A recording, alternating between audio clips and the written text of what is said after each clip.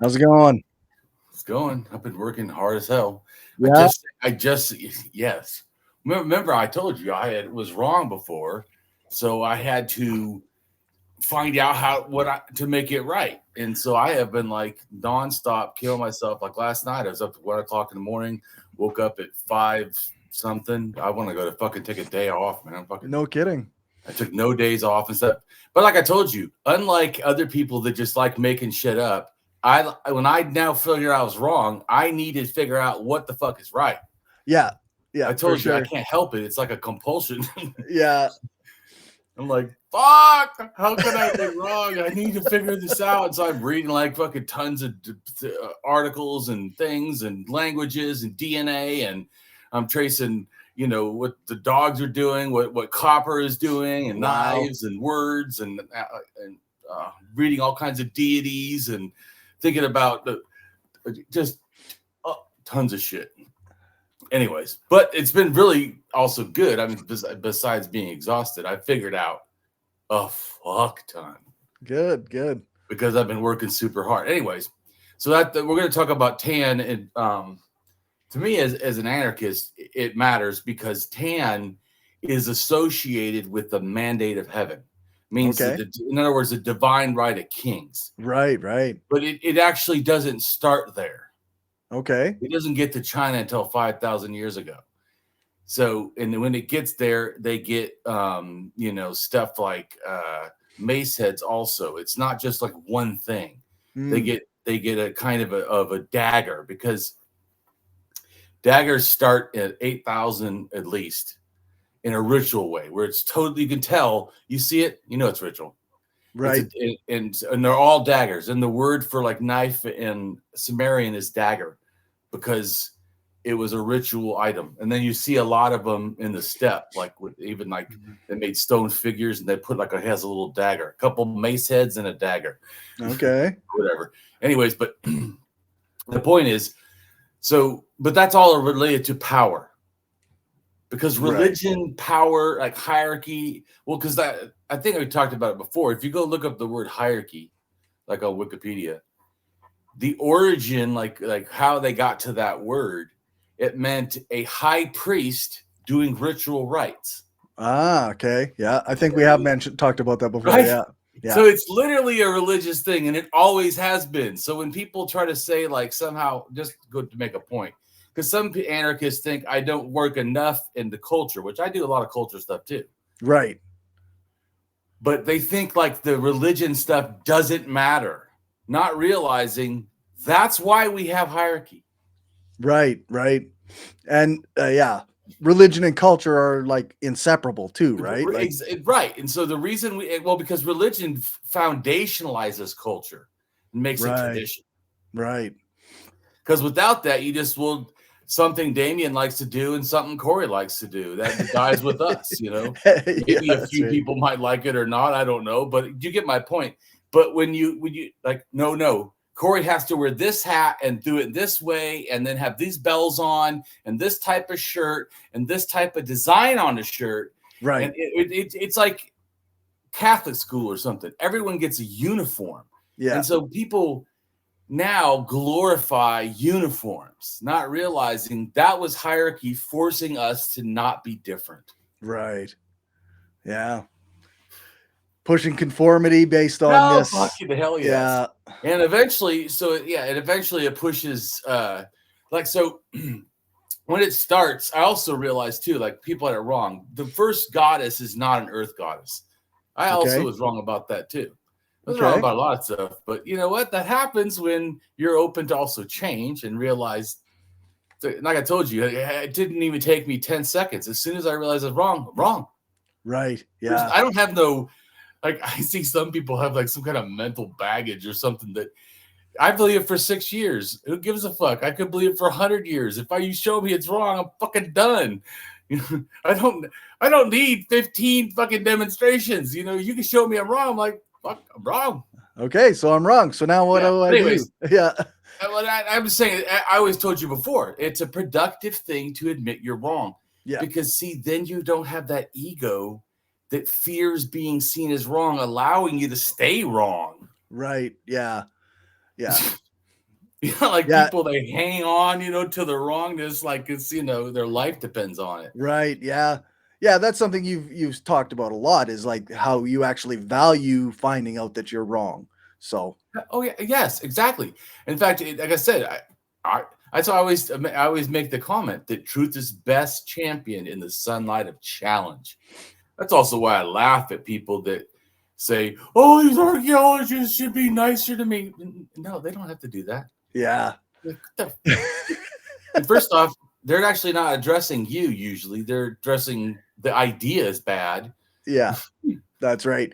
And generally, they seem like they're pretty respectful people. Like, they're pretty nice, actually. I totally agree with you. I have zero problem with them, right? Yeah. So, I mean, because the problem really is a propaganda ploy to make you doubt the truth, which I told you actually is what made me start caring more about it. Right. Because at first I thought, oh, stupid bullshit. People believe in astrology. Do I go out of my way to fucking attack astrology?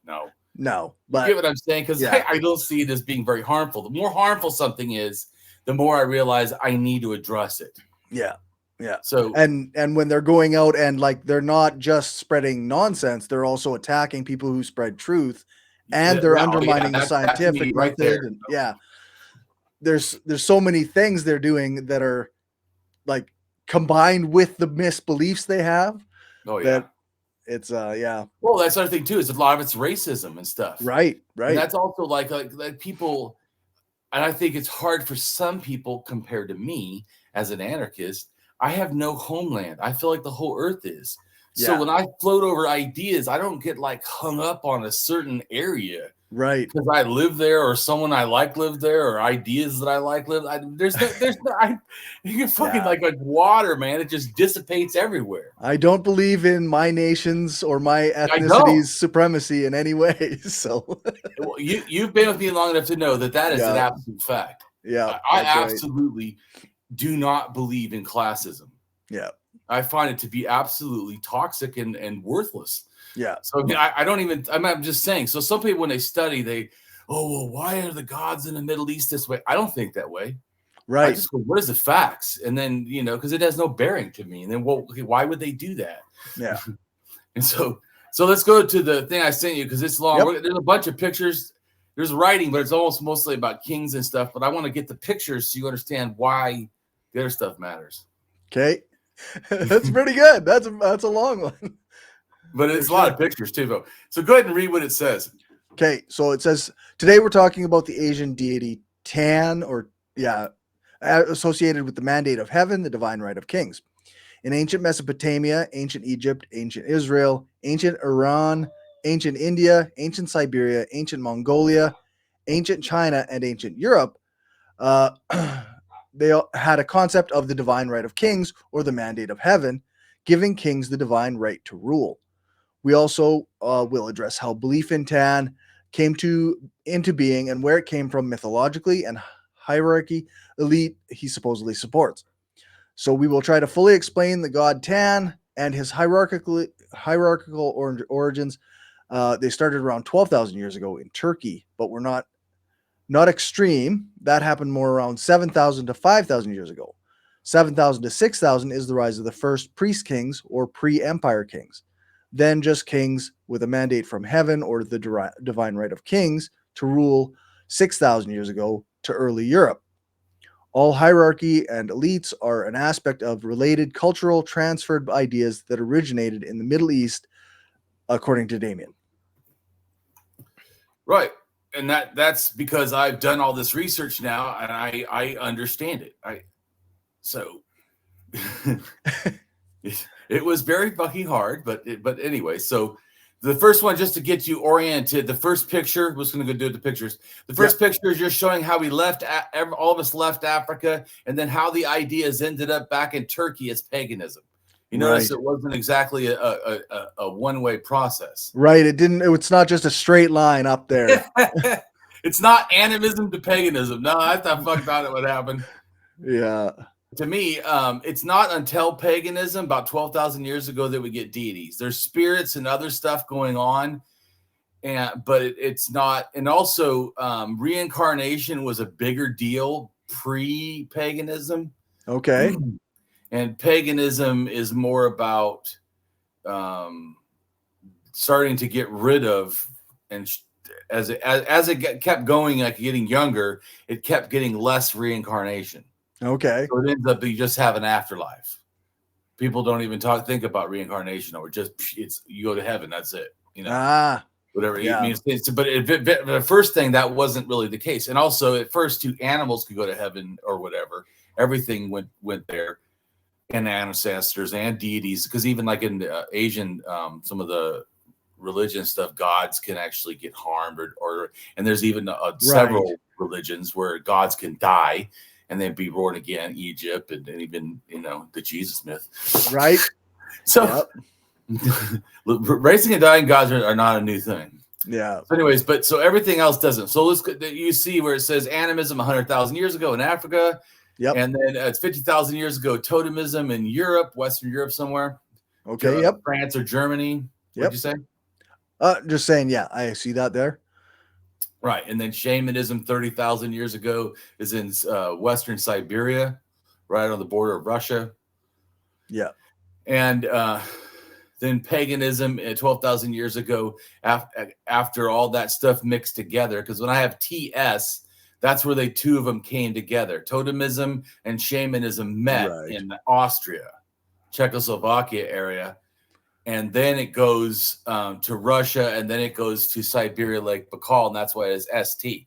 But once it got there, the emphasis was more shamanism and less emphasis on totemism. Okay. But still totemism, but that was before it was like a big impact like most of the religion, but then it kind of shifts to which I think you needed to get to paganism, because you have to shift the focus. Like I told you, totemism is really about the here and now, and about ancestors in the future, and then people in the past. But it's more about the future really, but it also, like I said, it's about who you can have sex with, what you can eat, how you can hunt. I mean, how you can dance, where you can fish, it's like a whole worldview, about the world now, in a sense. Yeah. Go ahead. I was just gonna say it's like a bunch of rules about how we're supposed to live, kind of thing. Yes, right, and that definitely is in paganism. I can tell you have to do this and do that, but a lot of that's. But anyway, but the shaman part is you need. Because you need afterlife beliefs. Because there's that totemism really doesn't have afterlife beliefs. It's all about now. You get punished now. We're going to kill you now. We're worried about what God will do. They didn't have gods to me, but either did shamanism. They had spirits and ancestors. But they start having concepts that are different in shamanism. So to me, just real quick though. So in Africa. They have like the Hazai people, which are considered to be one of the most we've done before, where they're almost like anarcho-communists. Right. How they act, and then they're almost gender, neutral, or how they behave, and your parent is both parents. They don't do one side or the other. It's equal. Right. A bunch of really cool stuff, but all that actually ends up becoming toxic. I figured it out. So they have a moon spirit that's a male. Okay. And they hate it when the moon is bright. They're hunters. They want to sneak attack at night and hunting. So the only time they like it basically is when it's the new moon, totally black. Okay. Which that's animus I'm talking about. I'm talking about other people. Right. That they have, and they're the hunter guy. They would like dance and stuff and almost worship the new moon because they're so glad that thing is gone. So, and when it comes in, that's when it becomes half female, half male, because it's bisexual. You can see it's half dark, half light. Right. And it's probably bi gender or whatever. Anyways, so, but their thing is that everyone goes, in a sense, up to the sun when they die, which is a female. Okay. So, but that is in a sense their afterlife, but there's no real like ancestors, because once you're gone, you're gone. Because you're animist. You don't really think like that. But anyways, so they just see everything as like it's the cycles of life and stuff. Okay. Sometimes they can see that the spirits maybe are still here, with us in our heart, or in our awareness or whatever. Anyways, but then so totemism, so like I said, starts making it about the things, and then shamanism makes it about the different moon also. Because to me, what happened is if the Hazai, they say everyone is too spirited, by the way, to them, which I think then becomes your guardian angel, right? Your other spirit. Interesting. Yeah. Right? Because you have two. Anyways, because they said you have one from your mother, one from your father. That's why every person is a dual being, and also male and female. Right. So everybody has that. So you can see that that's not going to cause a lot of things, since we're all really kind of equal, right? Yeah, for sure. Everybody's all the this same. Bullshit about who you can use the fucking bathroom is a kind of a stupid thing to a Hazai, since both of us are, in a sense, do at least start life dual beings, in a sense. Yeah, that's right. But anyways, my point is, so that attitude though goes up, and they say, oh, well, the dual being who's intersex or bisexual created the universe. That's the totemist. Okay.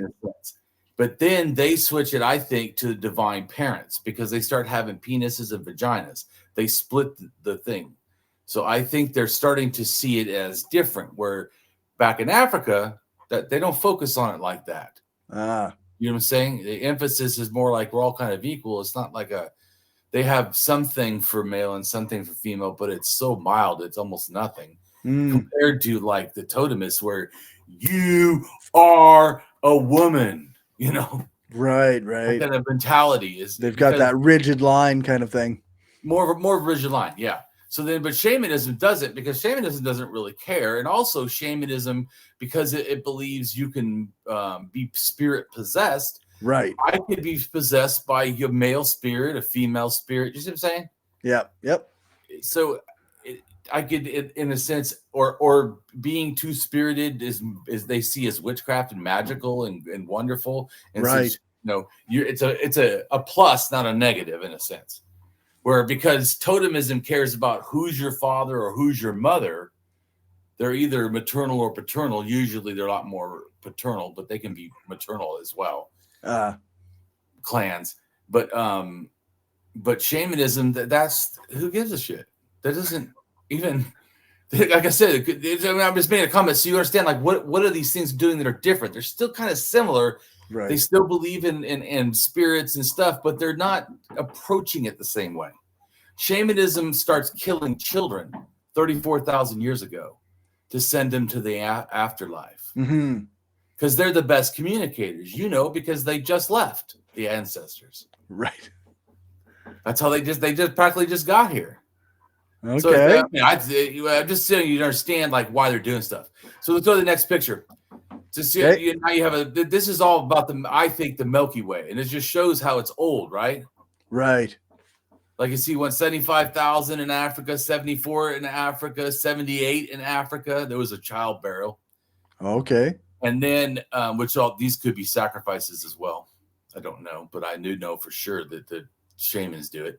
Right. But anyway, so then you see we go up to Europe, and there's 30,000, 38,000, 34,000, 43,000, 43,000. See these different, and then it goes to Lake Baikal, which is those two figures, and it's 24,000 to 15,000. Right. And then past Lake Baikal are all those little items, 32,000, 21,000. But you see what they're doing, and the one at Lake Baikal has 3 snakes. Right. It could probably relates to the sun snake, and I know you're probably saying same thing I did. How in the fuck do you see a sun as a snake? Well, they see this. The snake is eating his tail as the ring around the sun. Okay. And how do they know the ring is a real thing to them? Is eclipse, where they can see the ring around the sun, and they go, "That's the snake." Okay. That's the fire serpent. Or whatever. You see what I'm saying? 3 fire serpents. So they're just because they believe in the dawn probably, and the sun and the moon. See what I'm saying? Okay. As different things, because every morning they think the dawn brings the either comes out of a cave and then it later gives birth to the sun, or helps wake up the sun god to come out of Right. or sun to come out. It's not a god at first it's shamanism, but or anyways, but they draw a distinct line between the being or whatever that is the night and the being or whatever. Oh yes, correct. Because like this thing right here is called a platelet or whatever, or something like that. One side of it is this, and another side looks like moons and stars and stuff. Oh, okay. So they're just so you understand. So they're saying this side is the sun, because I know you would think, well, isn't this side the Milky Way? Yeah, well, actually, maybe the other one is, but I like the thing about it could be dual nature, because also the Milky Way is a snake. So man, they don't understand things. Yeah, for sure. They're just kind of drawing it, kind of like their beliefs out of whatever they see, right? Right. You're correct. And so that's why I think a lot of these things are bones or like thin pillars and stuff, because they're looking at the sky. Because how do we get up to the afterlife is either smoke, which they think or fire, the embers, they think that the Milky Way is, or a dragon or a snake or a giant's leg. Okay. There's all kinds of that's the tree of life. That is the world tree. Right. That holds up the mountain. I mean, it's the center of the world. There's all kinds of stuff. Anyways. Yep. But then you notice the one that says 38 to 34, that's actually a bull with those dots inside of it. There's also bears like that. I think that means that they're going up the Milky Way. This is hunting stuff. So yeah, we talked about that last time a little bit, right? Right. So I'm just saying this kind of shows the bull is old, 38,000 at least, that they're associating stuff. So let's go to the next picture, because I'm going to try to go faster. It's a picture of the Milky Way, and it shows like all the different areas what it is. There's not that much in Africa because it's more about what left. Mm-hmm. Because they have what left is more about the stuff being closer to souls and stuff. That wasn't exactly, in other words, once it gets to paganism, this turns into a deity. But none of these other ones, they see it as a river or a path or an animal or whatever. It's not a deity. Okay. Yeah.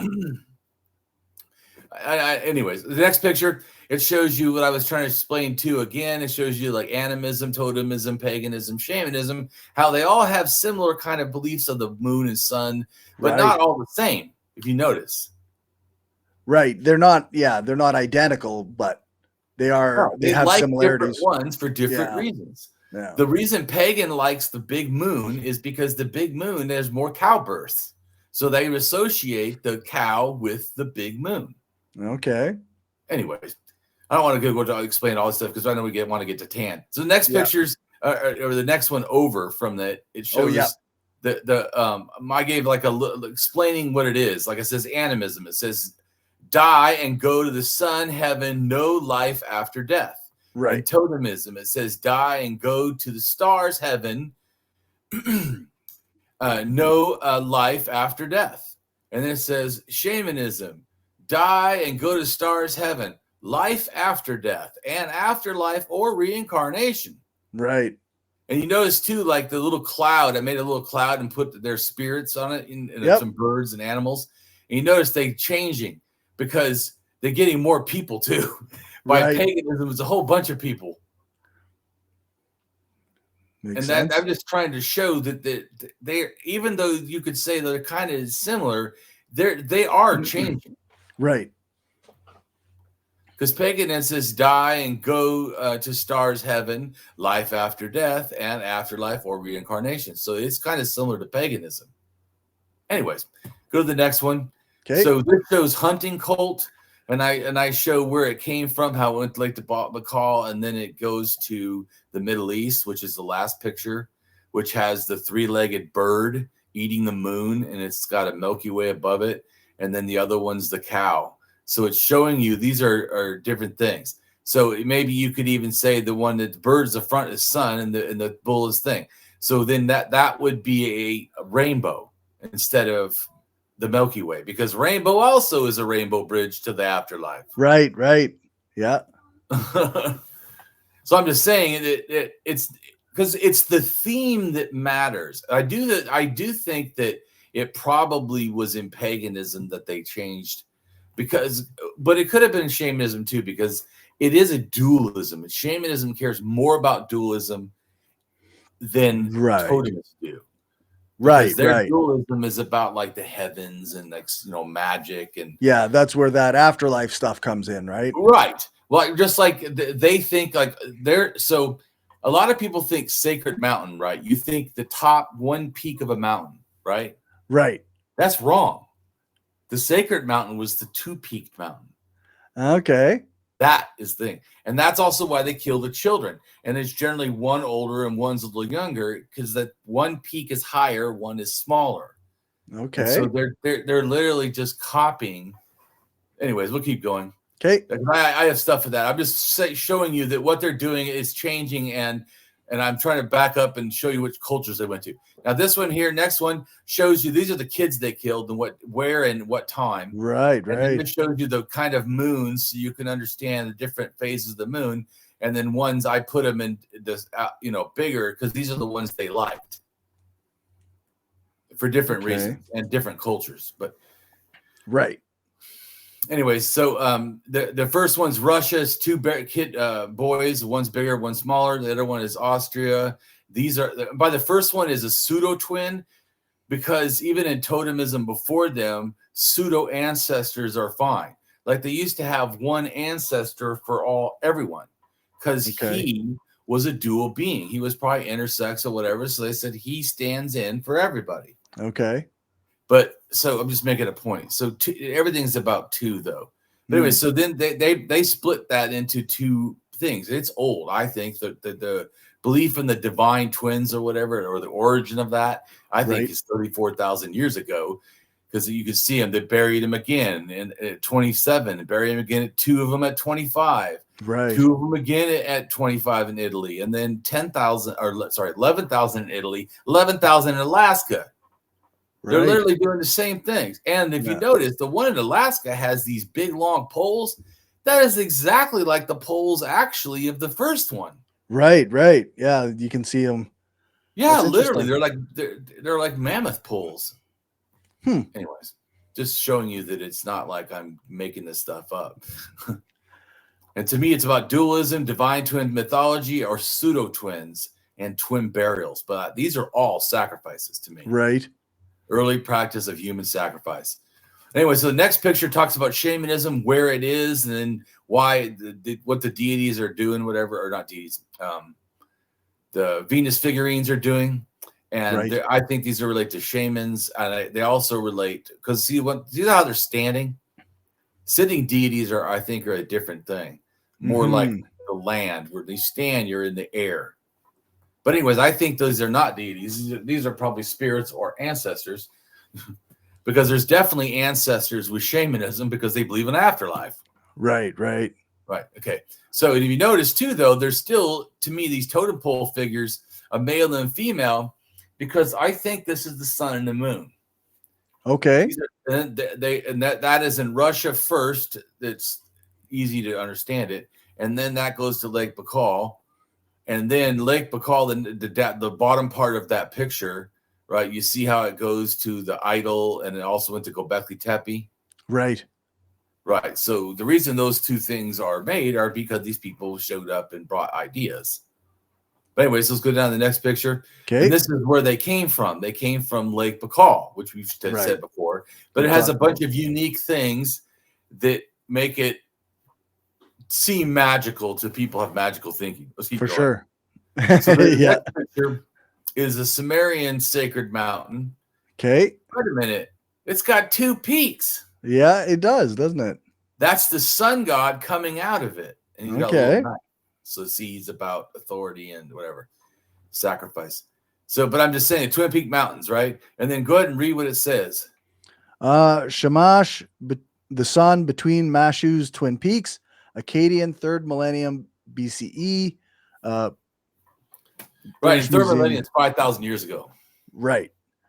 Gilgamesh was not dissuaded and convinced them that the gate be opened. The scorpion man spoke to King Gilgamesh, flesh of the gods. Go safely then, for you the gate is open. Gilgamesh entered the mountain. He took the road of the sun. The night road followed the Shamash. Right. hidden So road the of the road sun. of the sun, because the sun goes into the mountain at night. You Right. know that, right, Corey? It goes into the mountain.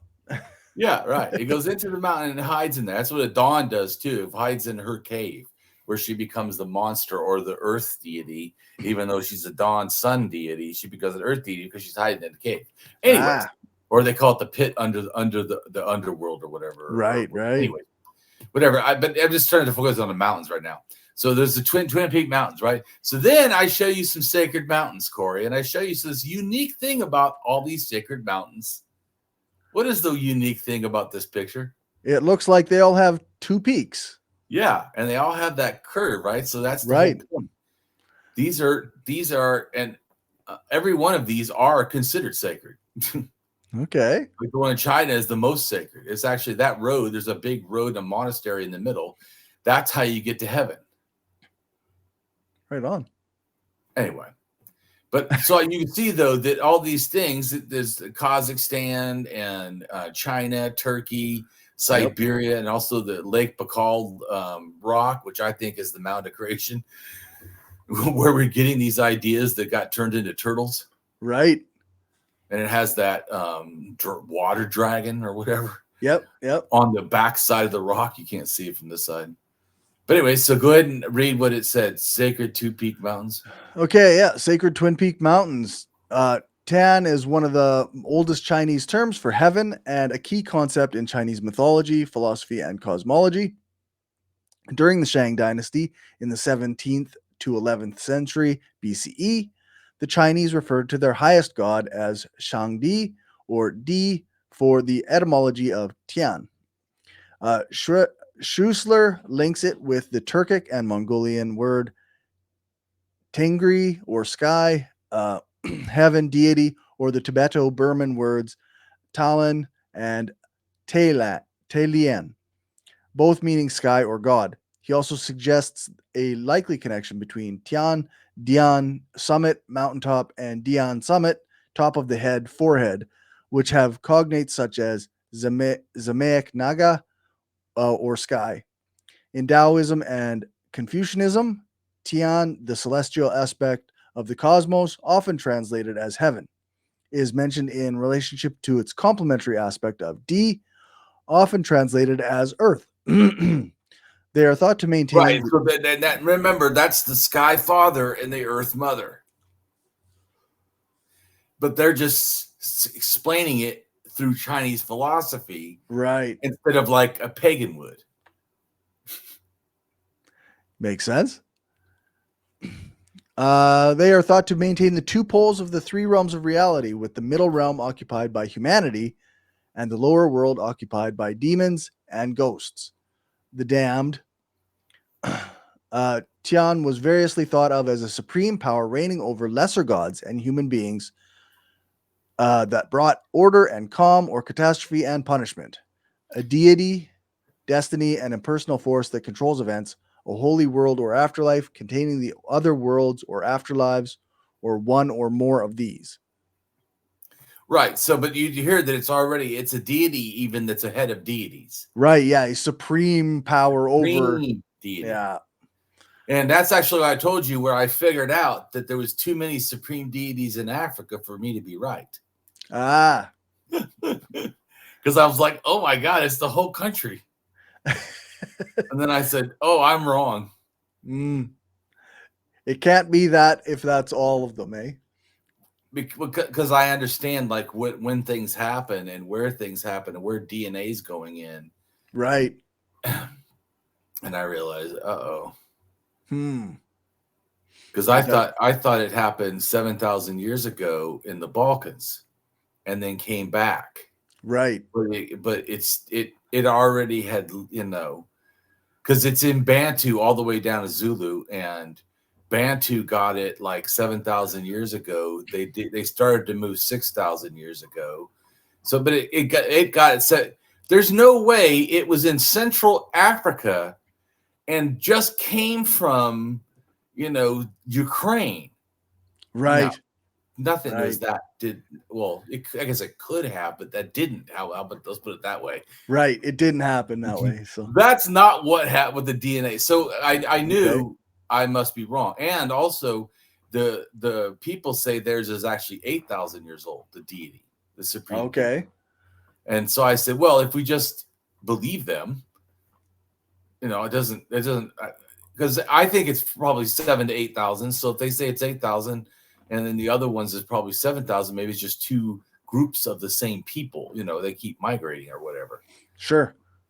Certain, because I mean that's a long time. 1,000 years is a long time. You know what I'm saying? No kidding. Yeah, that's right. Just making a point. Yeah. A big deal.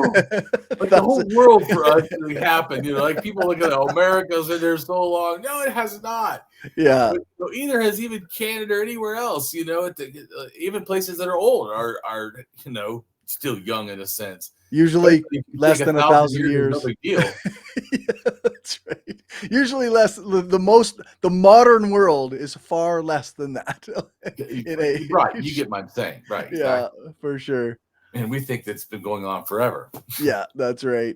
So I'm just making a comment but anyways, I'm just saying, so I know that it's possible let's put it this way. I know it's possible the DNA was already going in at 8,000.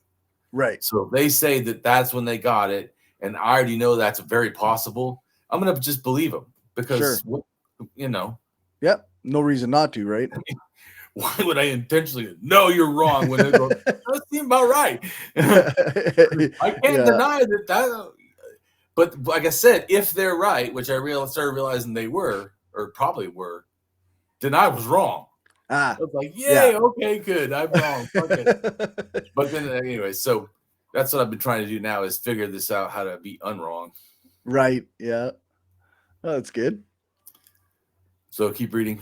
Sure. So Tengri is the all-encompassing god of heaven in the traditional Turkic, Yanisian, Mongolic, and various other nomadic religious beliefs.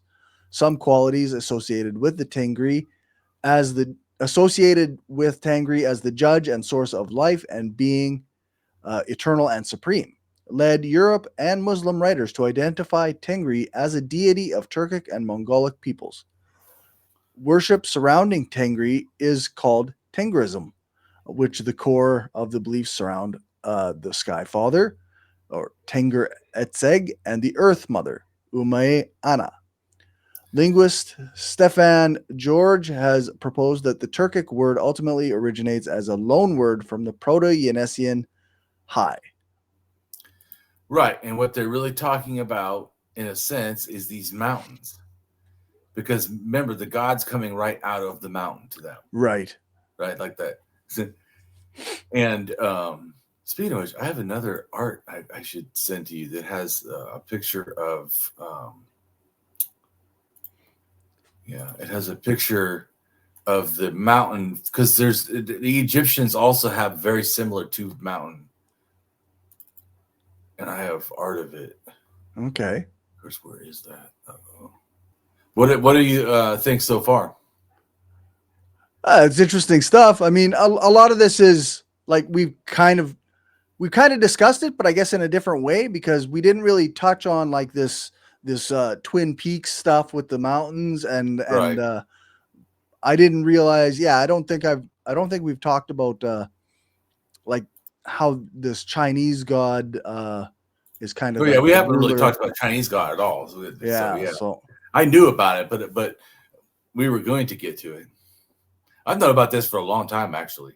About right. Tian. What I didn't actually understand is how Tian got there.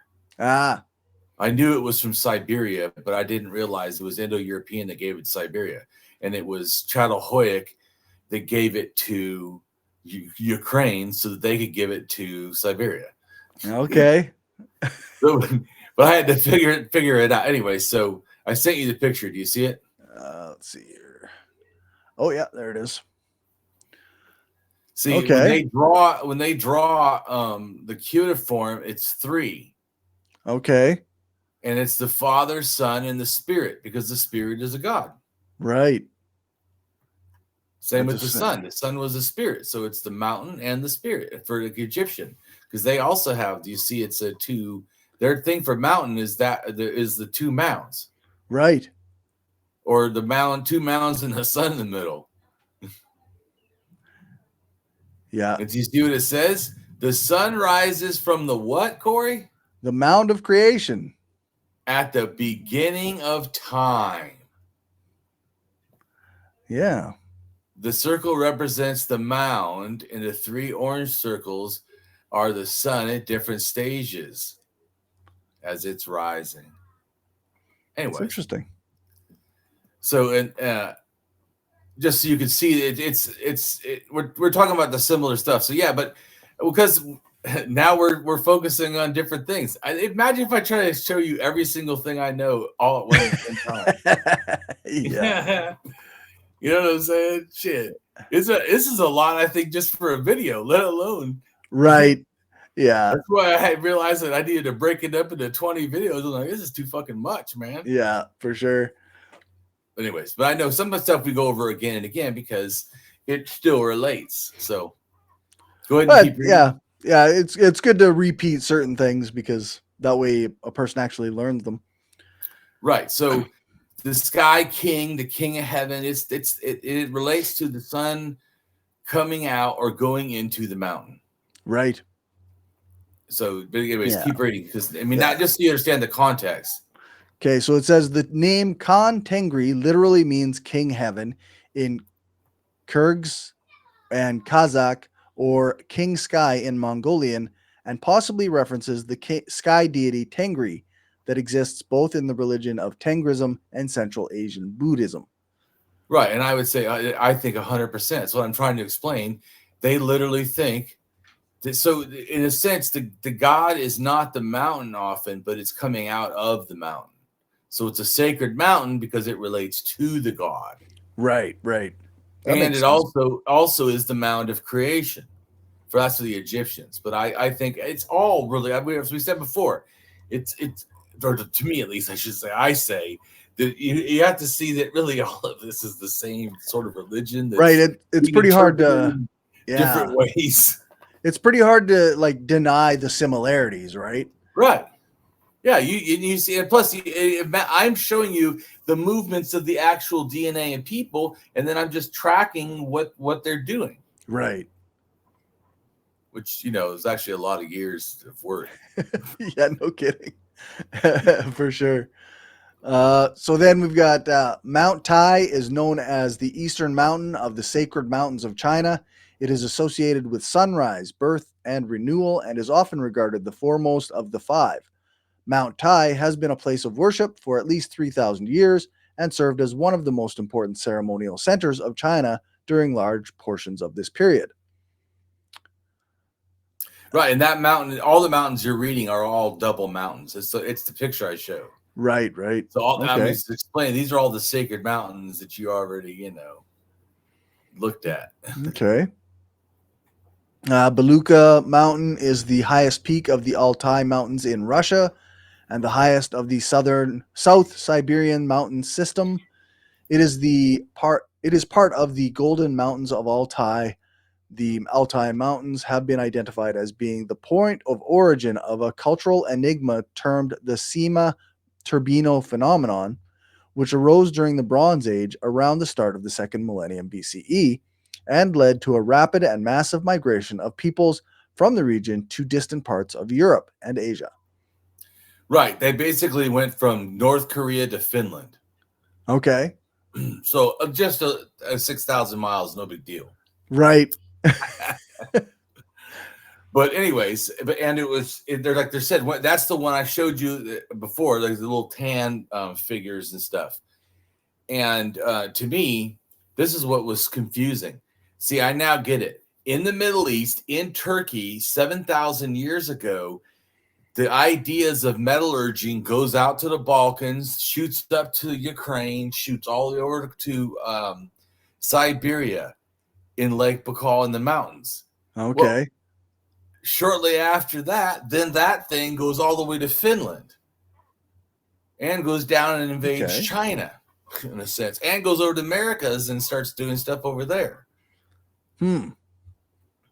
So it's interesting.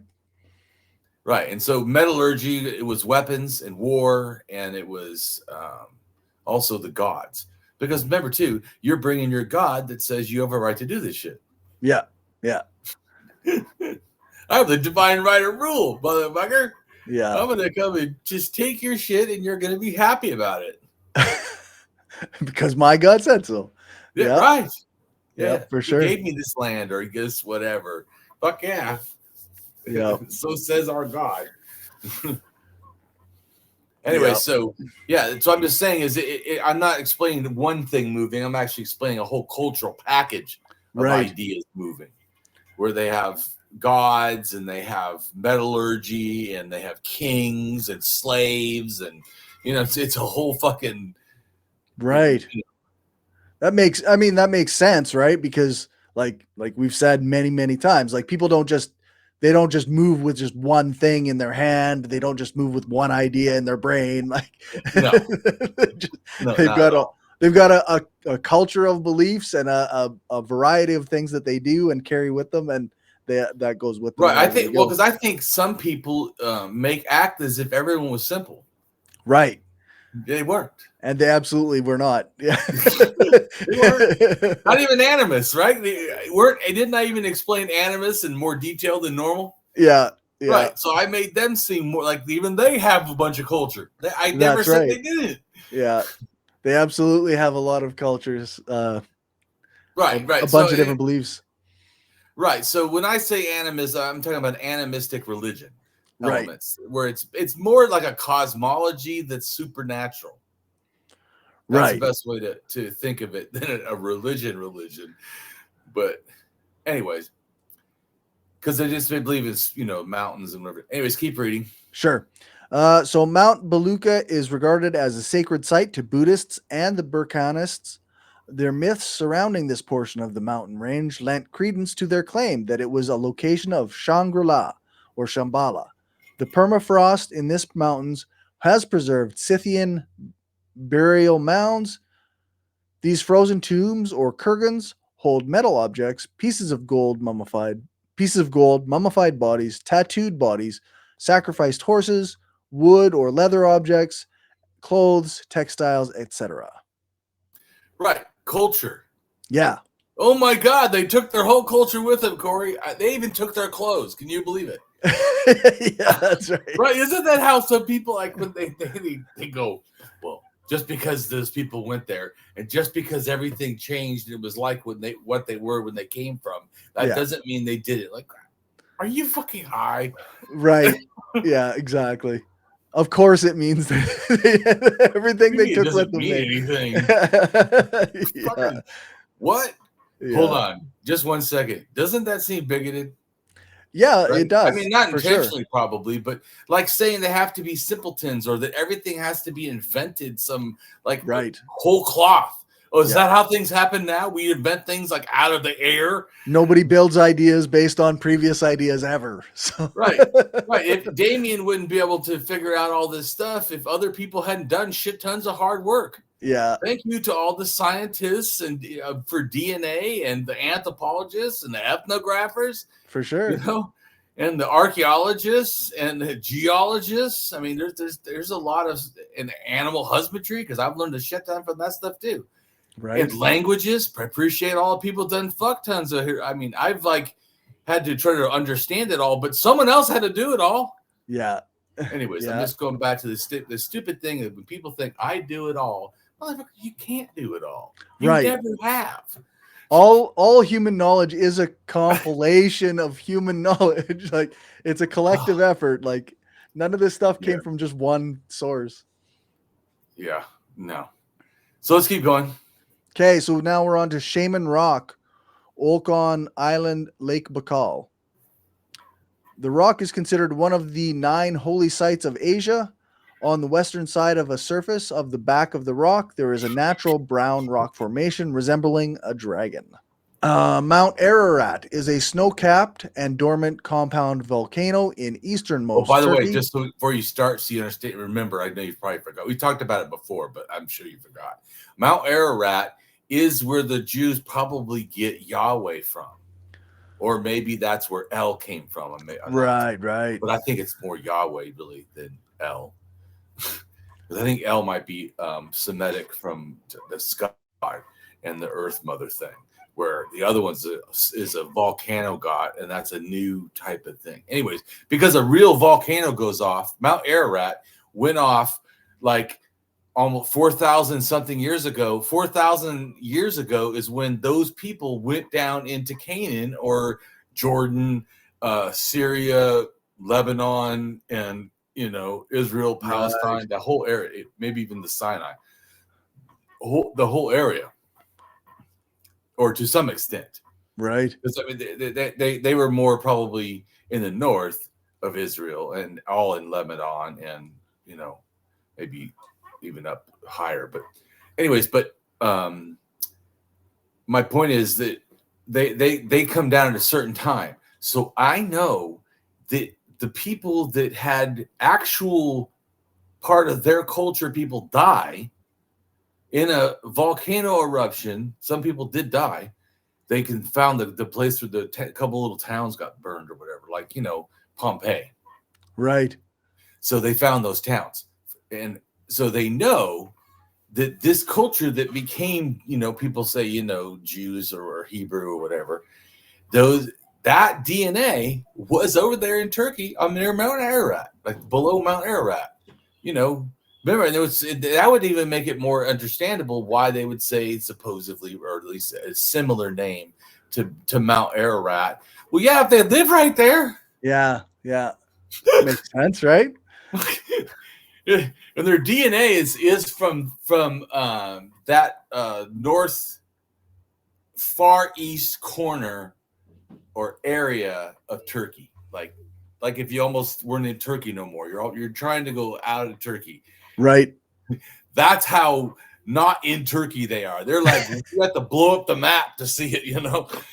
Oh shit, they're still in there. Yeah.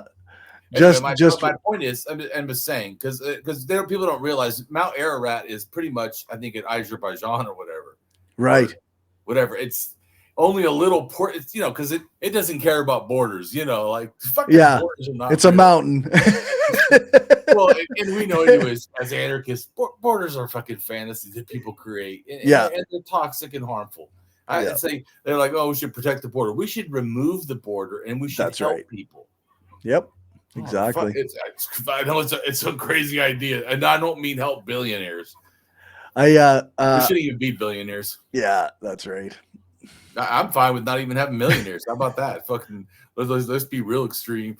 Yeah, that's right. If people can have billionaires, yeah, that's right. If people can have the things they need, then why do other people need millions of dollars? They say that you can be happy on what is it, 150,000 or something in America. Yeah, right, something like that. Yeah, you could be. I mean, they're not doing great, but you're not like drowning every fucking week, right? Yeah, or whatever. There's a peak, that's right? I think everybody wants is to get by, right? At least that. So that's what the fuck is it with this million? Yeah, you know what I'm saying? There's it's that happiness peak. Like it's like 150,000 to I think it's probably almost somewhere between 150 and 200. Or maybe now. it's 250.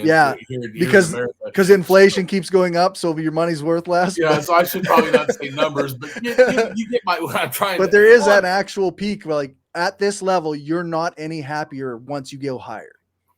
You know what? I would be happier if everyone was that high, so no one was poor. Wouldn't that be fucking awesome? And in order to do that, we got to get rid of some of those people that have all that extra that they don't need. Oh, I absolutely that isn't making them healthy. I said, I feel even if they wanted to keep this capitalist thing, then they should do it like the Tlinket.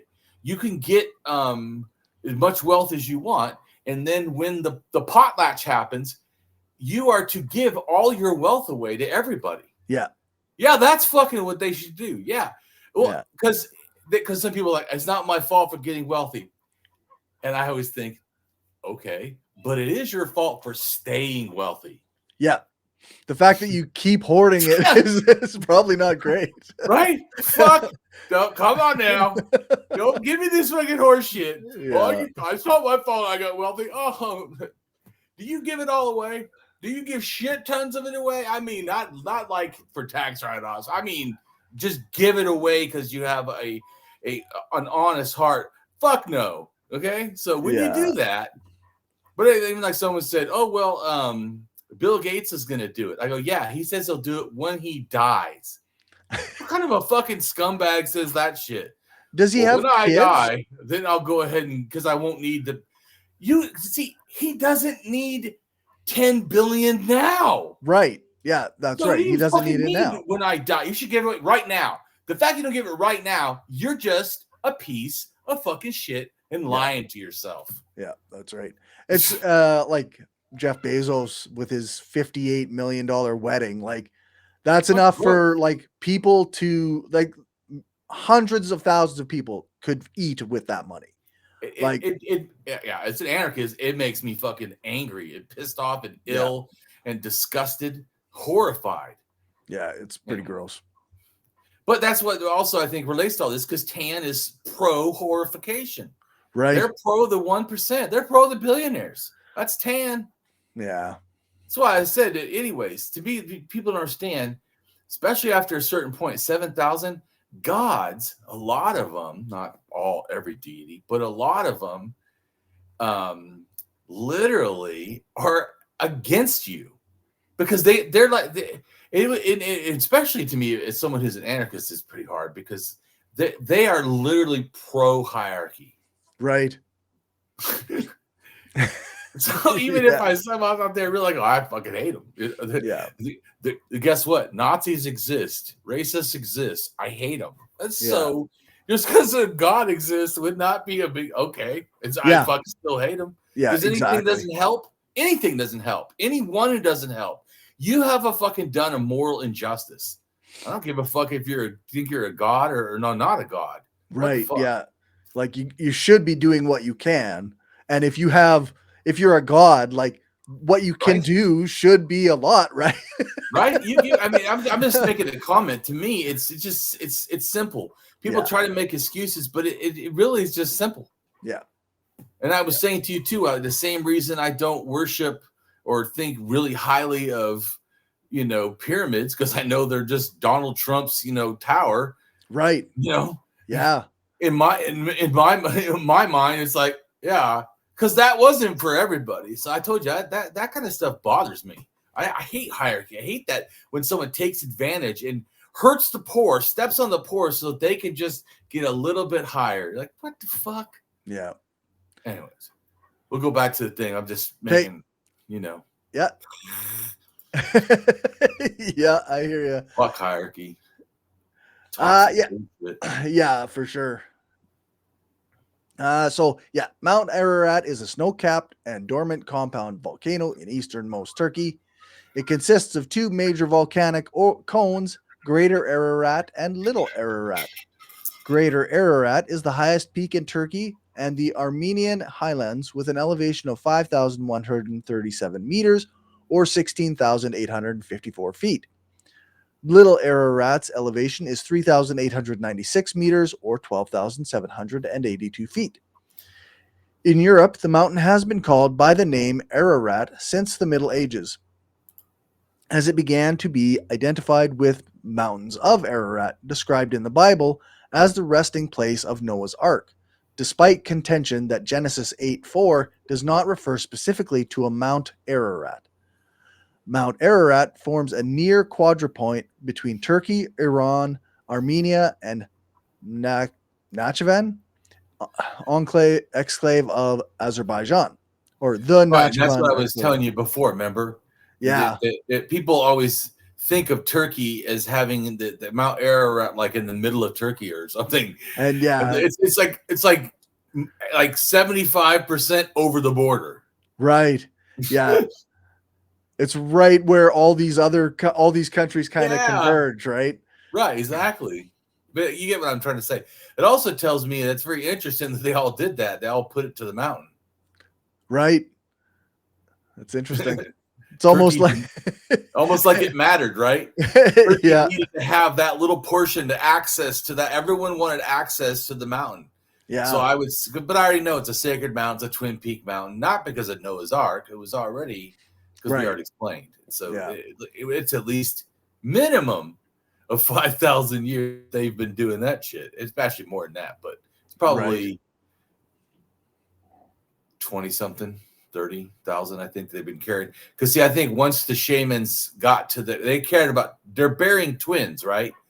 Then they literally find Shangri-La. They find heaven where the twin mountain is. Right. You get my point? Because all of a sudden there's no more killings.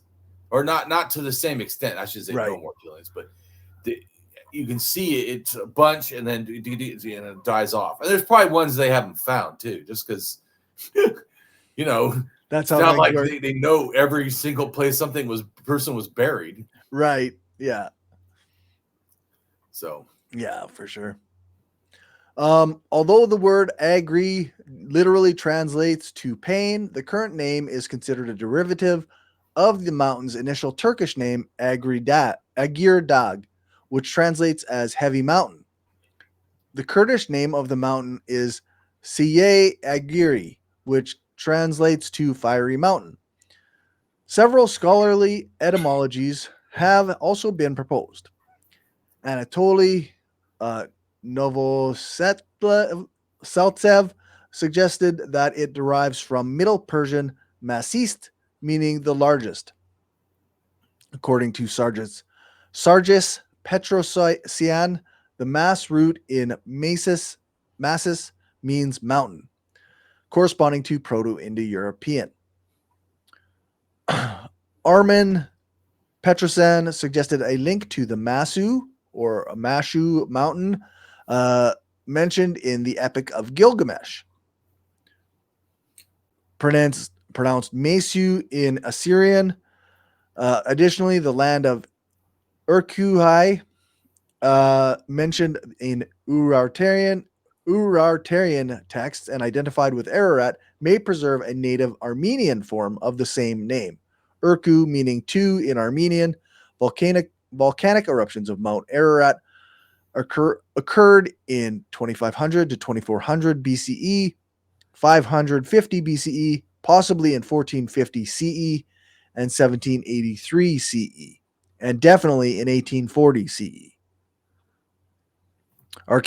Archaeological evidence demonstrates that explosive eruptions and pyroclastic flows from the northwest flank of Mount Ararat destroyed and buried at least one Kura Axis culture settlement and caused numerous fatalities. Kura Axis culture is where the Jews, the Palestinians, Lebanese come from. Right. 4,000 years ago. So the fact that they get a fire volcano god is not like a stretch. Right. Like, we have the traditional god. Because remember, he said this is a new god. Right. Remember, he said we used to worship multiple gods or whatever, or this is the one that matters. Yeah, because I think a volcano will change your opinion. Yep, for sure. That angry god. Shit, that is the real god right there. That real god that just destroyed villages and yeah, absolutely. We weren't worshiping him. That's what happened. We need to worship him. Look, he killed people. Yep, absolutely. So I truly think that has something to do with it because Yahweh is a volcano god. Right. Next picture starts telling you some of that. See the picture?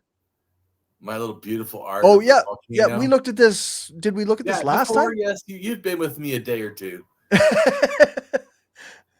This is not our first turkey shoot. Yeah, I recognize this image. Yeah, I know. I'm sorry. I don't do a new image every single time, but I don't do AI. This is all me doing it. Right. So Yeah, that's right. Fucking shit takes forever. And I do this all for free just to help people understand. So, yeah. But anyways, this explains also. See, Abraham's family are said to come from Haran, identified with Hura, which is a city in present-day Turkey. Right. Oh, my gosh. Even the Bible says Damien's right. Dang it. Yeah. And see, go ahead and read. It says Bible verses that suggest the I think right. Yahweh. Yeah. Exodus. Yeah. Biblical verses that suggest God was a volcano. Exodus 19:18. Mount Sinai was covered with smoke because the Lord descended on it in fire. The smoke billowed up from it like smoke from a furnace, and the whole mountain trembled violently. Exodus 24:17. To the Israelites, the glory of the Lord looked like a consuming fire on top of the mountain. Deuteronomy 4:12. Then the Lord spoke to you out of the fire. You heard the sound of words but saw no form. There was only a voice. Deuteronomy Right. So 4:33. the reason, by the way, I know you're probably going like, well, okay, that's interesting. Why are we talking about that when we should be talking about Tan? Because Tan's a mountain deity. That's what I'm Right. trying to help you understand. So is Yahweh. It's all connected. Right? And Yeah. is more connected even than that. They're actually both related to mountains, and thus copper, and thus the knives, and thus warfare, and thus kings, Right. and thus hierarchy, and thus life suffering and sucks dog balls now. Yeah, that's right. Yeah. And we even have people that think that we should be both communist and authoritarian, which is hierarchy. Like, look, we've tried hierarchy, okay, for 13,000 years. Yeah. It sucks. Yeah. Okay? I think we can just universally say this. This was a fucking mistake. Yeah. Anyways, fuck authoritarianism. So, but this is all related to this. That's what I'm trying to say. The Tan also. Tan is, the reason, because guess what? Beyond the fact that Yahweh, the Bible God, is a volcano, Corey, he's also a metallurgist. You know, because you got to make war. Because they say he's a war god. He's going to kill his enemies. Yeah, of course he does. Of course. He's got a fiery personality. I don't know how volcanoes do. Yeah, that's right. And they think that volcano relates to smithing and metal because you heat up the metal and make weapons. That makes sense. And so everyone that has this, in a sense, especially the ones that are smithing deities, but sometimes even the mountains, it goes back to getting ore from the mountain to get the yellow from the mountain. It's interesting. Yeah. Just see, I mean, you got to think animistically, I know, but go ahead and read the thing. Also, do you see too right at the bottom? It says flood accounts. The Epic of Gilgamesh is 4,100, and the Noah thing, which almost copies it, is 2,600. So you definitely, and I like this one too. Exodus, the Israelites, the glory of the Lord looked like a consuming fire on top of the mountain. Yeah, that's right. It really. Was it the Two Peak Mountains? Corey wants to know. Yeah. They're like, how did you know? That's our sacred thing we came up with. I'm like, you came up with. Yeah, right. You're not the first ones to come up with this. Like, no, sorry, buddy. That's not how that works. So go ahead and read this, by the way, this article stuff I got from, this is from a Torah thing. These are people that believe, and I took out a lot of the Jewish writing just because we can't read it anyway. So. Right? Yeah. So there's no point. No point. No point. I don't also try to read stuff that I can't read. N-I-N. I don't. That's not what it says. No, I'm not sure what it says, but I'm sure that's not it. My point was, all I'm trying to say is, so this is not like someone trying, like an atheist trying to debunk the Bible God. This is a Jewish person with the Torah something, you know, they're writing in their language and stuff, in Hebrew or whatever. Or Israel, whatever it is. I can't remember now, but yeah, Hebrew. But anyway, so they're writing in their language, and they're just stating facts. Right. So go ahead and read it. Okay. So Yahweh, also known as the Tetragrammaton, is the four-letter Hebrew name of the God found in the Hebrew Bible. It is traditionally transliterated as Yahweh or YHWH, and is often rendered as Yahweh or Jehovah in English. The Hebrew Bible explains it by the formula translate, I am what I am. The name, I am that I am. The name of God revealed in Moses, Exodus 3:14. This would frame Yahweh as a derivation from the Hebrew triconsonantal root to become come to pass. To become. Right. So I would say, to me, understanding how I think about mythology and stuff, that statement, I am what I am, he's saying, I don't have a father, which we know is a lie. Right. Because in Deuteronomy, it says El is his father. Right. So, but I am what I am is basically saying that I don't have a lineage. I wasn't born and have a mother and father or whatever. So, like I said, so that they're trying to push the monotheism nonsense right there. Right. But the real truth is they even admit, actually, it absolutely is. Like the Father God actually kind of did come from the pagan God, and then we got Jesus, and which is a somehow later still the same addition on. thing.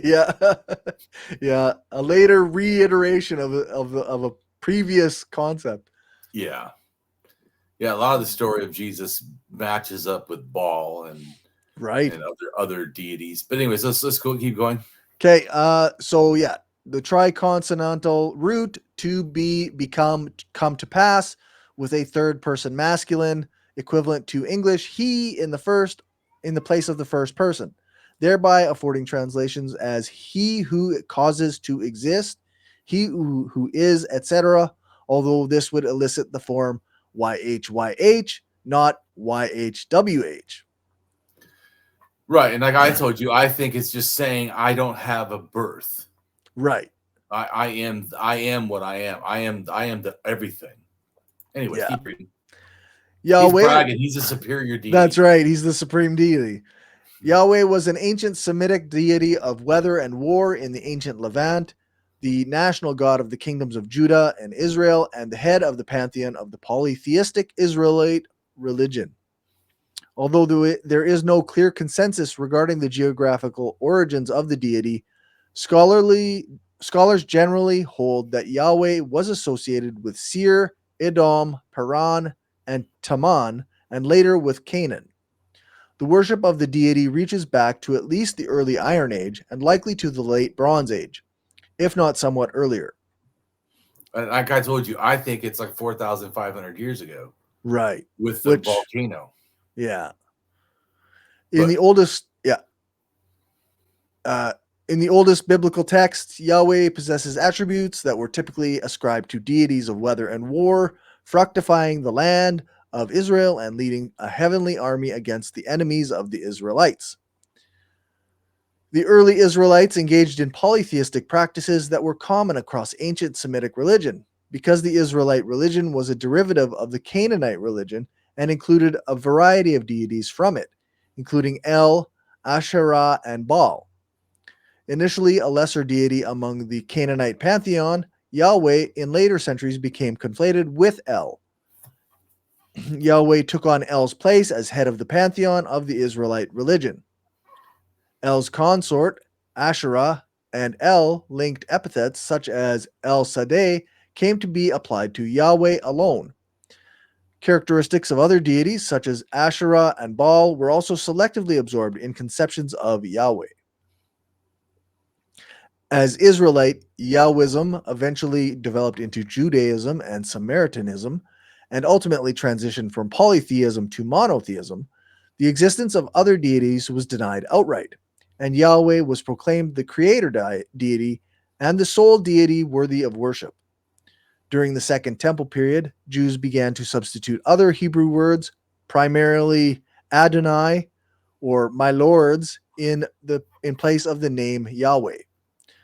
By the time of the Jewish-Roman Wars, namely following the Roman siege of Jerusalem and the concomitant destruction of the Second Temple in 70 CE, the original pronunciation of the name of the deity was forgotten entirely. The Bible describes YHWH as glowing, kabod, and Yahweh's heat as melting mountains, imagery connected with volcano gods, the divine patrons of metalworkers such as the Kenites who lived in the Negev region. Indeed, the description of Israel's encounter with Yahweh at Sinai portrays a volcanic eruption with smoke as if from a furnace, Exodus 19:18. In the biblical narrative, Yahweh transforms the Israelites into his people at the revelation at Sinai, Exodus 19:5 and 6. This revelation is accompanied by what many biblical scholars and geologists have long identified as the successive phases of a volcanic eruption. Exodus 19:16, there were noises, thunders, and lightnings, and a thick cloud on the mountain, and a very loud shofar blast, so that all the people in the camp trembled. 19:18, now Mount Sinai was in smoke because Yahweh had descended on it in fire. The smoke of it went up like the smoke of a furnace, and the whole mountain trembled greatly. Some commentators have argued that verse 16 describes a thunderstorm and that either of these verses stems from different sources with different conceptions of the event, or that a thunderstorm imagery has been artificially combined with volcanic imagery to stress the miraculous dimension of the event.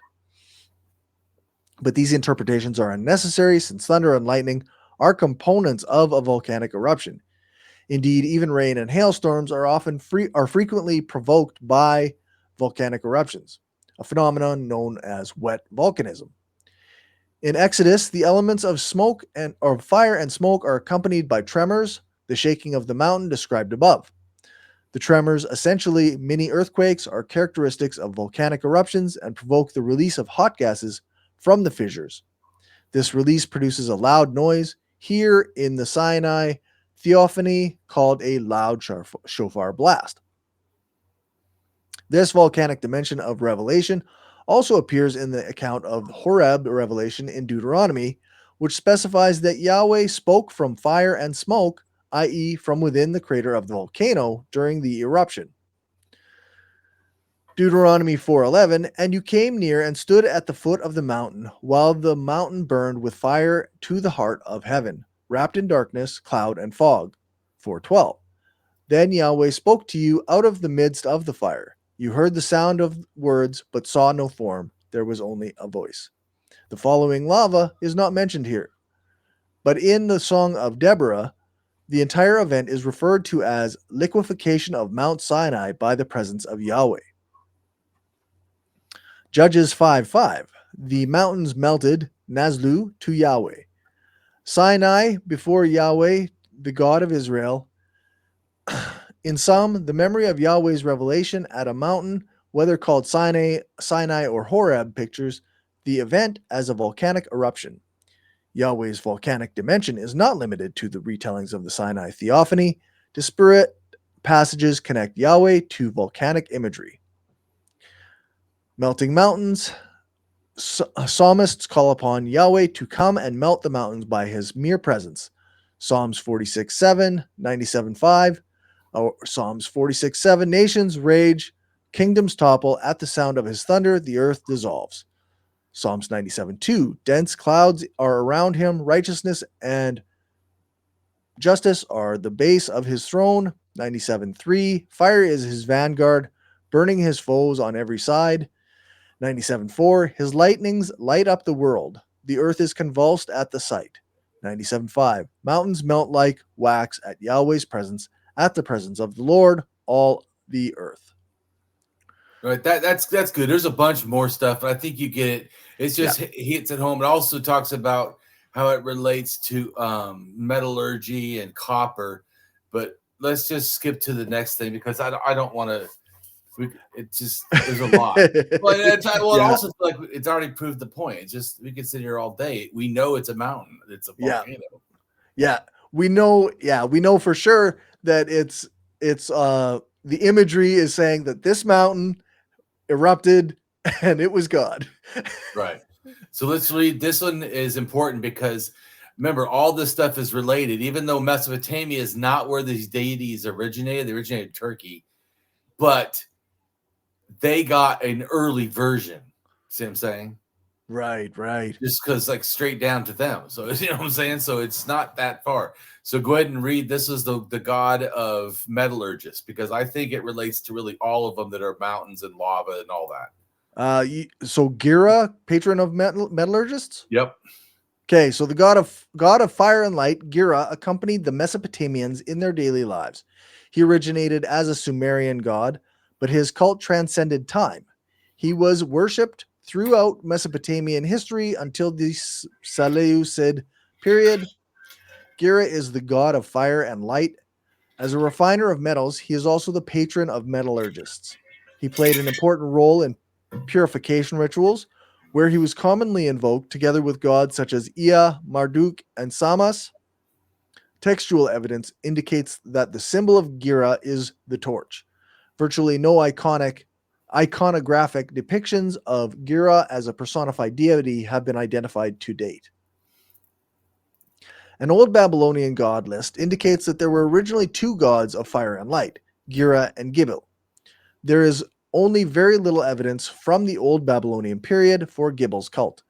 It is clear from an Assyrian copy of the old Babylonian version of the Widener god list, which interprets Dbilgi as Degir, that Gira and Gibil were merged to form just one god, either during the old Babylonian period or shortly after. The latter possibility seems more likely since the general character of the text suggests it was copied and enhanced during a period of political and religious change, which could be identified with the rise of Assyria. From around this time onwards, the names Gira and Gibil are used interchangeably to refer to the same god. In this article, the name Gira alone is employed for convenience. Gira is the son of Anu and Salah, according to the first millennium incantation series, Maklu Tablet 2, lines 136-7. He is connected to Ea in ritual contexts. Gira was syncretized with the younger god Nuska, another deity of fire and light. Gira and Nuska represented together the two aspects of the planet Mercury as morning and evening star, before Mercury was identified with Nabu alone.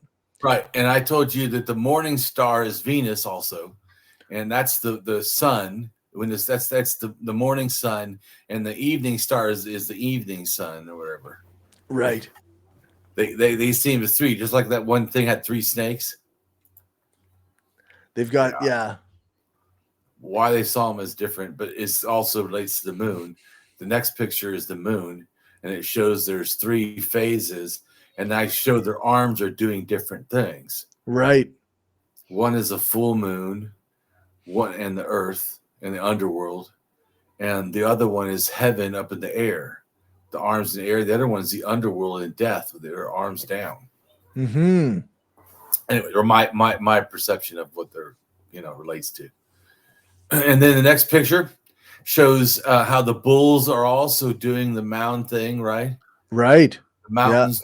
Yeah. It's all. There's a theme. Yeah. So I'm trying to show how it relates because we don't think like them. Right. Right. Or I was going to say, I don't think like them, I should say. Yeah, no, that's fair. I think maybe some people do still, but some people still do probably think like this. Yeah. They look at this and they're like, great, Damien is like a wizard. He figured all this out. Now I can do the magic better. Yeah, that's right. No, Damien's trying to explain why it's not true. And why it's specifically not magic. Yeah, it's specifically not. Yeah. Not only not true, it's not magic. Yeah. Specifically culture. And that's what I'm trying to help you understand. The next one is the Jewish symbol for God used to be the bullhead, relating to the arms up that we just talked about, right? And the moon and all that. Yep. And even this one king has arms on his head. Right? It's just to make sure you understand it's the bull. Because some people try to say, oh, it's not, or whatever. Because like I said, the arms could also be snakes. Because they're animistic. They don't think like us. Or like not like me. Right. The next, I know, because some people do. So, okay. But the next picture is my ideas of where the paganism started. You can see it's the circle. It's in purple circle. I didn't draw a circle around those sites. That circle's where cattle domestication was. They just happened to be inside of it. Mm-hmm. And they match up with all these figures. Right. Right inside the cattle domestication. And there is a few cattle cults. And then the figure over on the other side is, I think it's the Milky Way, is the big snake. He's controlling or traveling the Milky Way. He's a shaman. And then that also is the Milky Way or whatever, or it could be the part for the sun on his head. which later it has to do with the Egyptian deity. And then I think the two birds are probably the sun and the moon. So the sun and the moon and the Milky Way with the shaman. Right. Yep. Anyway, so the next picture is high gods. Okay. And it just shows you like how many there are and then kind of what they're doing. See, because there's active but not morally supporting. Because remember, moral deity is also different. Yep. So a sky deity is one thing, and then you have king deities, or like you said, supreme deities. That's another kind. That's a hierarchy deity, because not all are hierarchy. That's a hierarchy deity. And then another kind is not just hierarchy, they're a moral deity. Right. You have to do this, you have to do this, or you get punished or whatever. But anyways, it shows that a lot of the world believes in this. Yeah. Too many. Yeah. But anyway, so the next picture, I'm trying to explain the migration of totem poles that start in the Lake Baikal, and then they go different places and how they relate. Just so people understand that I don't guess on things. I look at all the evidence and then I go, oh, okay. Yeah. I start to figure it out. So to go to the next picture, and this shows you dogs. And Lake Baikal is where the dogs are 26,000 years ago. And then the next time dogs come in is 10,000.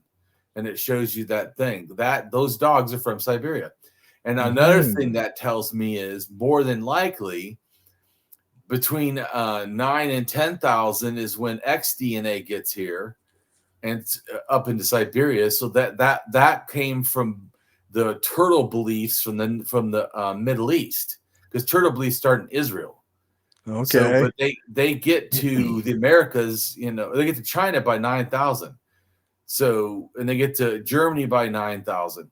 So, and they're in the Balkans by, I think, 10,000. And they also go the other way. So they go both ways. Like they go one way towards, out of Turkey into the Balkans. The other way they go through Iran and out into Central Asia, kind of like, sort of different.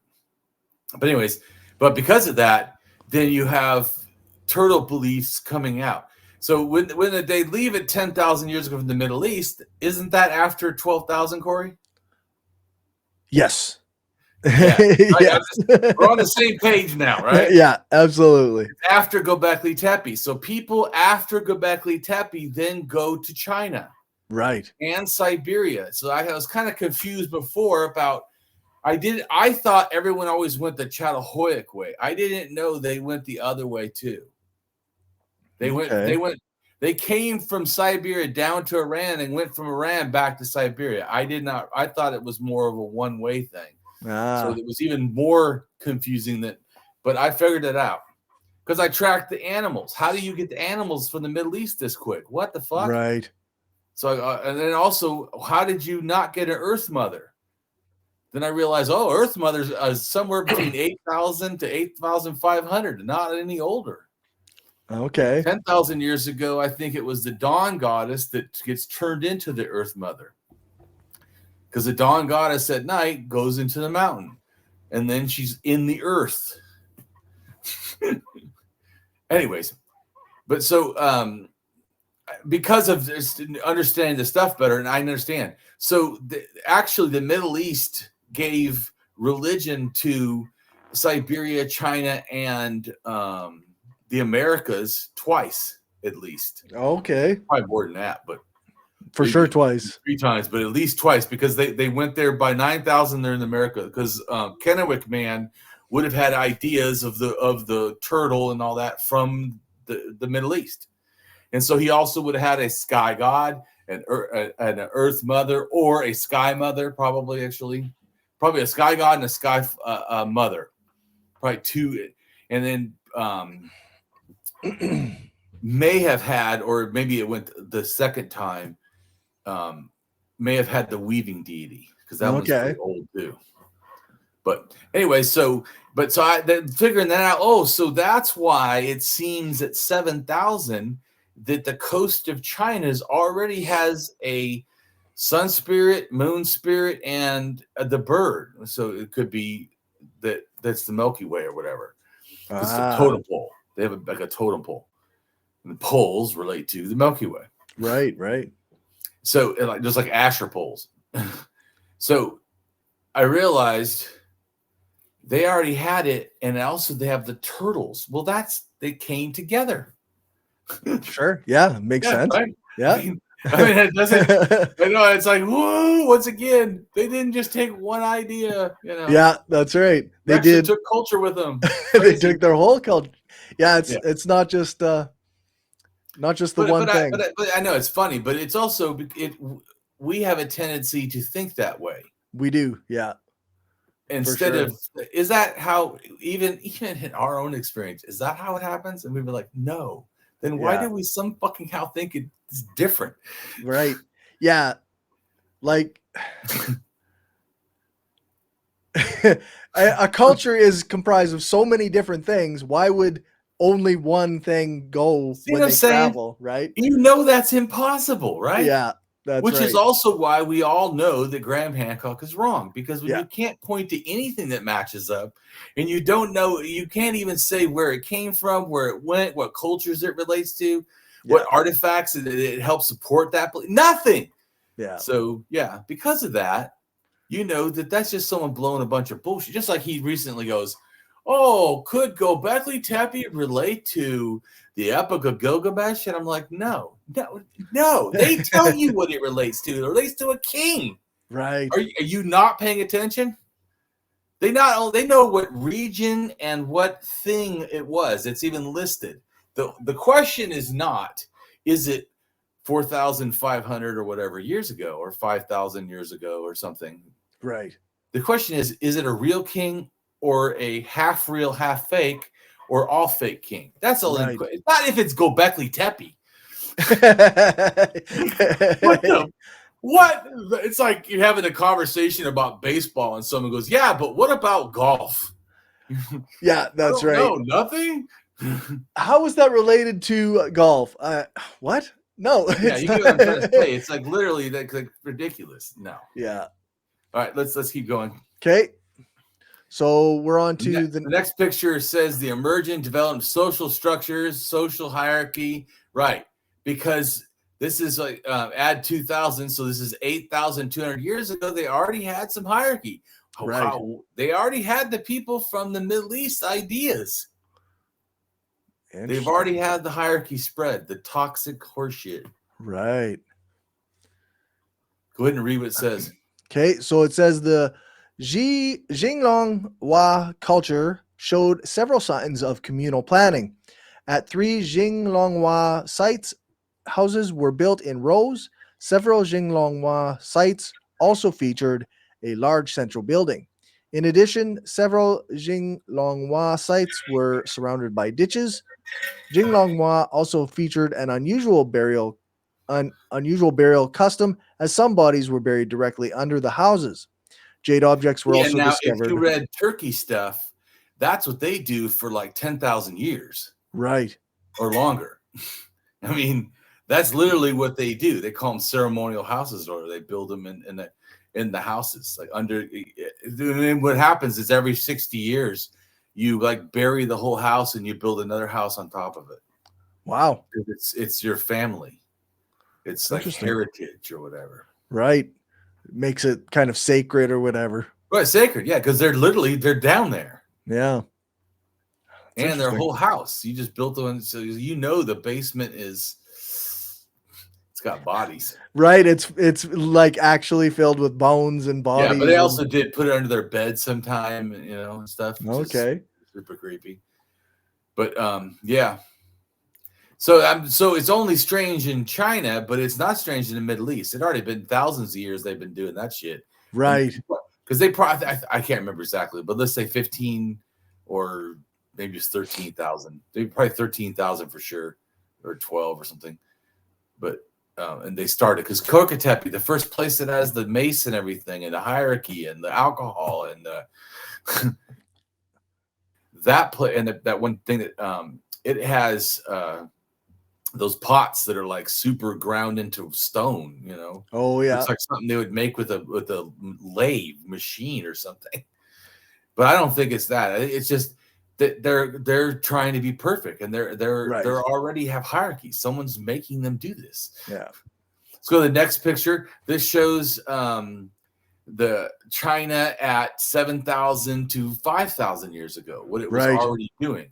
It already had, to me, the sun and moon religion going on, which is the sky god and in a sense the sky mother. Because I told you before the earth mother, everybody, like not everybody, but a lot of people, especially the goddess worshippers, they think, oh well, the mother goddess has been around forever. No, that's wrong.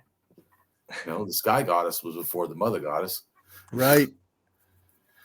And if you go back to animism, did they worship the ground? No, they worshiped the sun and the moon and the Milky Way. Or no, what is that on the ground? Or the rainbows? I mean, where's that on the ground? No. Yeah. But anyways, so we'll keep going. But it's just showing the complexity and stuff that's already happening. By 6,000, they're already having stuff. So the reason this is important too, Corey, because this is pre-Tan. Okay. Even though, yes, these things are in a sense a Sky Father and Earth Mother, or Sky Father, not Sky Earth Mother, a Sky Father and a Sky Mother. Later, Tan comes and is the second generation of deities coming out of the Middle East, and these ones come with hierarchy and shit in a bigger way. These ones already had it here, some, because they're clans and they're like all these rules and stuff and the mythology of the you know, just like the Native Americans, the Turtle Island and all that, you know, or the Mound of Creation. But see, I think the difference is the Siberians don't have turtles, but they do have mounds coming out of the water. So I think that's where all the mounds coming out of the water really relates to, I think, Lake Bakal's Shaman Rock Mountain.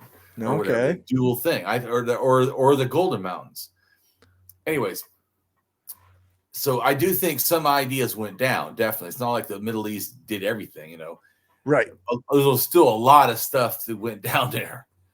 And then what I didn't realize is stuff went back out more than one time. See, that also I didn't know. I did. I guess I didn't put it into proper perspective. Right. I saw the you know movement out of the turtles, and so I figured the religion is with that. You know, because people take their brains with them. Yep. And that's why they care about turtles, because they're mythology. So I didn't know before, like what deity. Now, because of seeing this, like they don't have an earth one. It's a sky and a sky, and that would make sense for the older beliefs too. It was a sky and a sky. So I realized, oh, earth deity is ridiculous. It would have started sky and sky, literally ridiculous, right? Because even the animists are like, yeah, it's the sky. And the totemists are like, yeah, it's sky. I guess, yeah. And the shaman's like, yeah, that's where heaven is. So to think that, oh, there must be an earth mother, like, I guess not. No. But anyway, figuring it out, seeing that in context of all these things made me realize, oh, no, that's not what happened. Mm-hmm. So the next picture talks about the swing of the mace and all the elite forced authority. And Korkatepe is the first one, and that's that one picture you looked at where the guy's holding the snake and a shaman with a snake out of his head. That's their mace head. Now, I will say too, I think it's his authority, and it also might have been sacrificed, and it also maybe even started in a mildly non-negative way in a sense. Okay. Because they do a lot of fishing. I'm just making a comment. They could be whacking fish they catch in the head. Sure. So and they also could be doing it to sacrifice animals, or they did it to sacrifice, you know, people, because like I said, at a certain point they stopped. About 11,000 years ago, they were still doing it. Well, so this 12,000 is still right in the time that sacrificing children was still real popular. Right. Which is what I think too is why the herding cult is they started having a like the Bible talks about, because the Bible says that twice, right? because the one time it says that, go kill your son, and then supposedly there's a scapegoat, right? So that way the son's not killed. I think it's Abraham's that killed his son, Isaac. Right. And then supposedly that kind of mirrors the Jesus story, but of course Jesus didn't get a scapegoat. So no, he literally got killed. But see, in that story, the Jesus story, supposedly he is the scapegoat for us. Right. So in a sense, they're still just tweaking the mythology. Yeah, but not special. But anyway, so all these things that show that once it started, Corey, then they started picking up where they're actually like the one guy has a thing where in Egypt where he's literally shows you, oh no, I'm hitting them in the head. Right. Yeah. And then the one in Iraq at 4,470 is also killing those people. Right. Or like the last one where he's literally stepping on their heads. Standing on top of them. Yeah. Yeah. Not really the most comfortable way to go out. Okay, his next picture. So it's about bullshit hierarchy crap, right? You can tell. This is the hierarchy god you're worshiping. So excuse me if I don't want to join your hierarchy cult, because literally it's disgusting. Yeah, that's right. And it's pro shit that I think is gross as fuck. Like hierarchy, like it's stepping on people's necks. Yahweh, is doing shit like that. That's why I was saying these are metal deities, these are mountain deities. These are fire or sky sun deities, which are often related to fire. That's why the Jews, it's a fire cult because they used to have to burn a never-ending fire. Mm-hmm. Which is interesting. Why don't they still do that? What? Yeah. But anyways, because you can change religion, Corey, because they agree it's not real. Yeah. So this right here, the next picture, this shows you just so you see it's not a one-off. All those spots are sites with hierarchy, labyrinths in their mouth, and the first one's like 12,000 years old, and then they get to the Alaska by 5,000.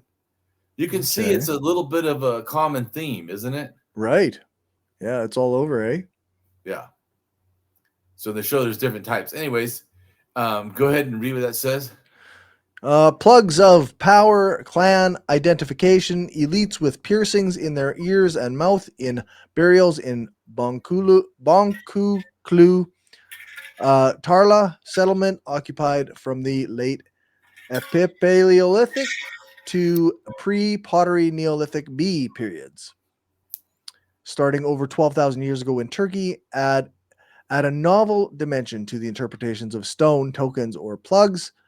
This article presents a new typology for these artifacts and argues for their use as ear ornaments or labrets.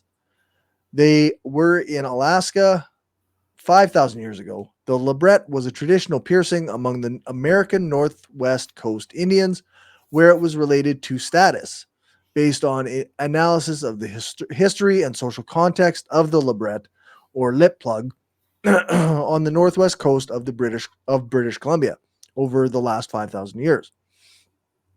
Marina LaSalle asserts that while simple correlations of the labret with status and gender are not wrong, nonetheless they betray the complexity of body ornamentation, which, though manifested materially, is highly contextual, and that the labret is a symbol and expression of social identity that continues to hold significant meaning for the descendants of this heritage. After 3,000 years ago, a divergence in labret wear in north and south coasts. Right, because like everything, God's included, it evolves. Right. So once again, and as I always show you, it's way more complicated often even than I'm trying to show you. I'm trying to make it the Cliff Notes, Yeah. Because but enough to that you feel like you understand and you see what I'm saying. But, of course, it is about hierarchy. No matter how you look at it, or some people, of course, think that that's a beautiful thing. And I'm not one of them. Right. Yeah. I don't know much about the labret at all. But maybe people might think of it as like a cool thing that represents their heritage. but also like we can acknowledge that without celebrating like the hierarchy that it might have represented at the time. Oh yeah, well, yeah, correct. I'm not saying that people can do anything they want, because it's Right. this stuff is not real. It's culture. Yeah. So that doesn't bother me at all. I'm whatever. But it's the I don't. hierarchy that's the I'm problem. saying I don't like hierarchy. Yeah, but Yeah. I'm saying some people worship hierarchy just because it's Yes. traditional. Yeah, that's right. Fuck that. Yeah. And I mean, we can see that. Like, I'm not particularly well versed in a lot of the indigenous cultures, but I know that there is like movements of women in various indigenous nations inside of this what we call Canada that Yeah. that push back on some of the patriarchal and hierarchical views of the men in their nation, right? So like it's complicated. Culture is complicated. Oh yeah. Well, and if people can have culture and balance, I don't care. What I care is when they want other people to have Yes. cultural balance. Yeah. That's yeah. I mean, yeah. You get what I'm trying to say? Is I'm pro people having. They always say I want to destroy their culture. No, I'm explaining it, or Right. where the mythology comes from. I mean, yeah, like the idea that like it seems like you're obviously not trying to destroy it by explaining it, because like you're just trying to understand where it came from in a lot of ways, and like if they want to believe what they want to believe, that's totally fine. Like nobody's saying that they can't. Yeah. I even though I personally don't want it, my thing really is about other people being forced. I'm an anarchist. I'm against force. Yeah, exactly. So I don't favor it. Yeah. At all. Yeah, you don't get to make me believe your thing. Yeah. Like I believe it. Fine. Yeah. Cool. Long as it doesn't hurt other people, I could fucking care less. That's right.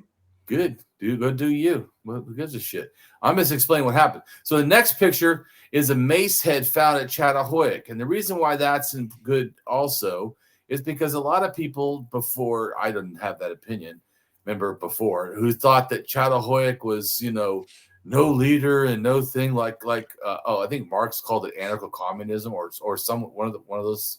Oh, okay. Someone did. I don't remember now, but someone before has called it. And I said, I don't think so. No. That's more like animism in Africa. No, it's a hierarchy. Right.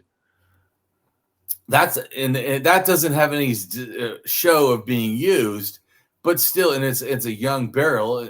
But to me, it's still showing that person's got the power. Right.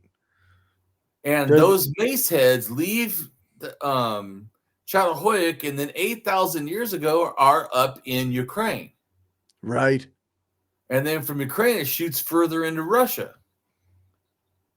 And then it comes back. But so this right here shows the kind of mace heads. The bottom part of the thing. And it shows a person's grave, and it circles, yellow circles where the mace heads are.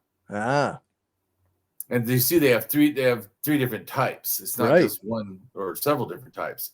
So, but it doesn't matter. These are all mace heads.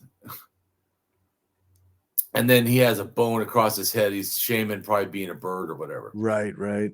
So, but these things came because the one is a 7,000 or 6,500 or whatever. So it's but the mace head in Chattahoyok is 8,000. So yeah, whatever. Then here on the next picture, I show that the mace head and also the elaborate stuff, but the mace head specifically, they go the way the arrows I show. So they go up into Ukraine, the Draper Dorset culture. See, it says mace head's 12,000 years old in the black writing, and it says Ukraine 8,000 years ago. And I'm trying to show the DNA of who actually took it up to Ukraine was R1B V88, even though it was probably just sitting there in the Balkans. Okay. and probably tDNA or G or somebody else, J, took it, or met them, gave them the idea of the mace head. They had been sitting there for 11,000 years until 8 when they showed the mace shows up, and they immediately take the mace and they leave to Ukraine, and then they start having taking over Ukraine. Right. Anyways, but then that DNA and stuff R1b then goes to 5,500 to right next to Lake Baikal, and then sends ideas down 5,000 years ago to those 3 cultures, and sends stuff up to the Tlingit by 5,000, which then inspires the Tlingit to go down all the way to Mexico or Central California, and then that someone from there goes. It may have been the Aztecs took it down to Arizona, and then someone from Southern California took it down to Peru. Anyways, but it's the arrows it's all about the same time. Right. Okay. So it explains, who did what. Like, see, Paleo Eskimos, the QDNA, Then I show which culture before did it, unlike Graham Hancock, Right. Yeah. I show dates, times, cultures, movements, DNA. Yeah. Like, see it down in Iraq and Iran. There's eDNA going into Africa 6,000 years ago. Right. That's not the same as the red line, which is R1b V88 goes in 8 to 7. And that's when they say they get their deity. Right. Okay. Their supreme deity. I go, oh, okay, in Chadic. Which ends up becoming Bantu. It's a religion.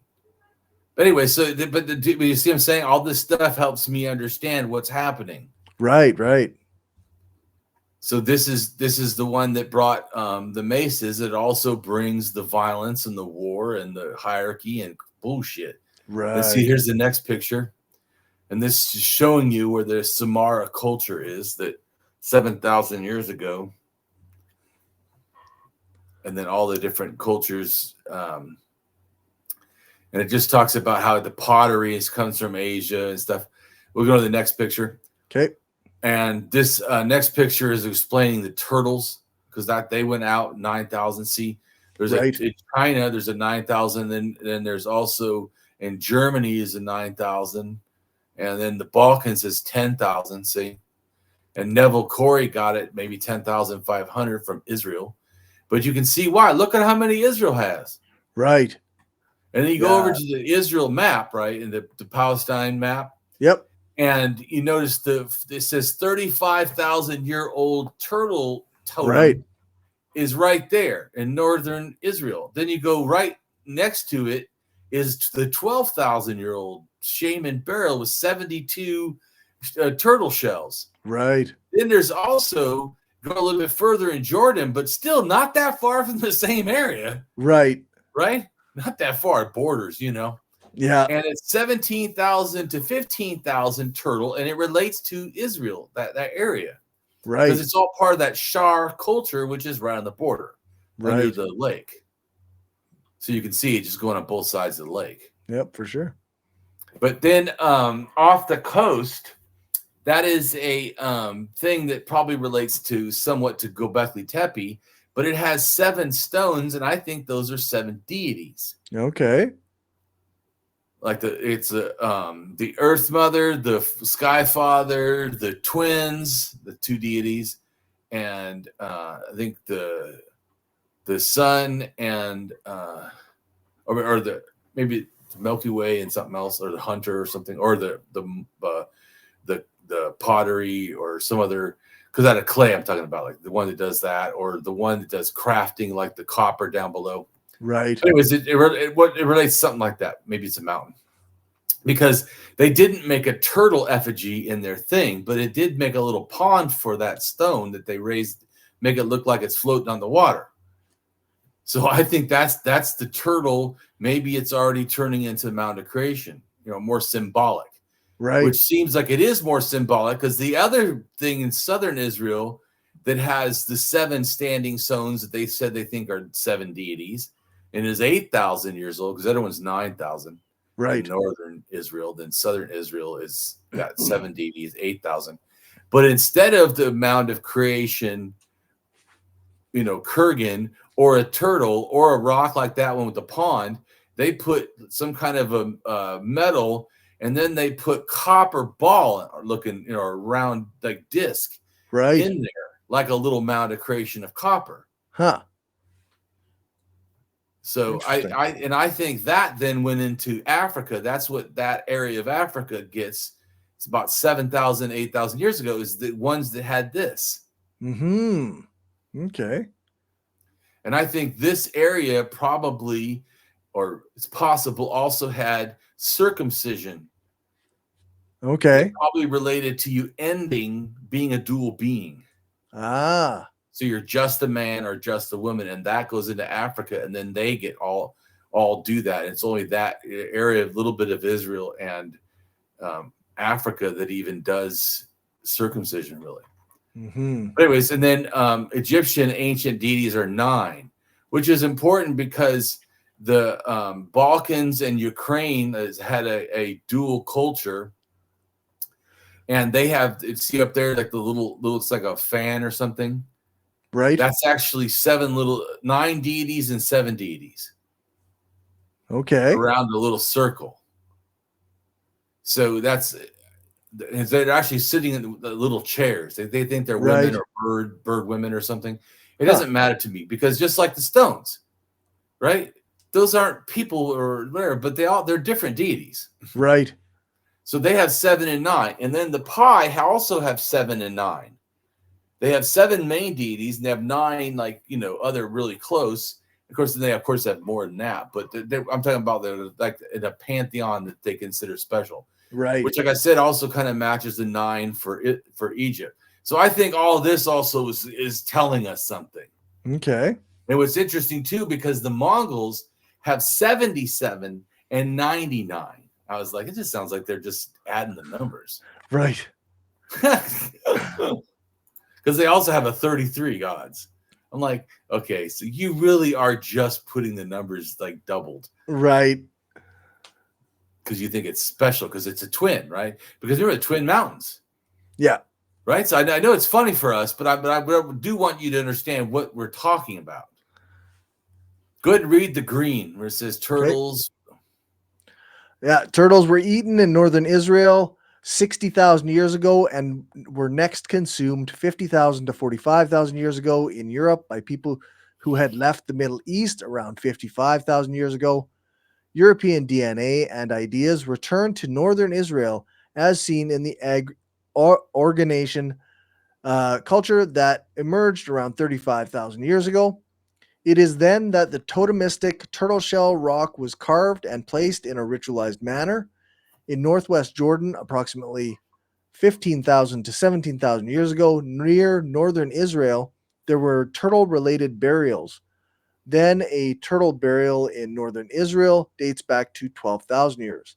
Thus, turtle ritual use starts in Israel and moves to Navali Kori by 10,500 or so, when we see a turtle, world turtle, Mount of Creation, World Mountain, Mashu Mountain, Shamash, the sun between Mashu's twin peaks, Akkadian 3rd millennium BC, which I see as relating back to Olkhon's Island Twin Peaks in Lake Baikal, Siberia, as well as Beluga Mountain's Twin Peaks, the highest mountain in Altai in seeming story form, related to Sky Woman and her daughter Earth Woman that is pregnant with the divine twins.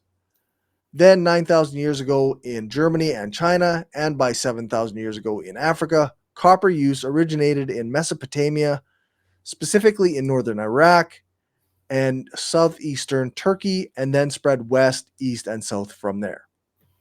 Right, which we already know. Then so the next picture shows how the turtles got to the America.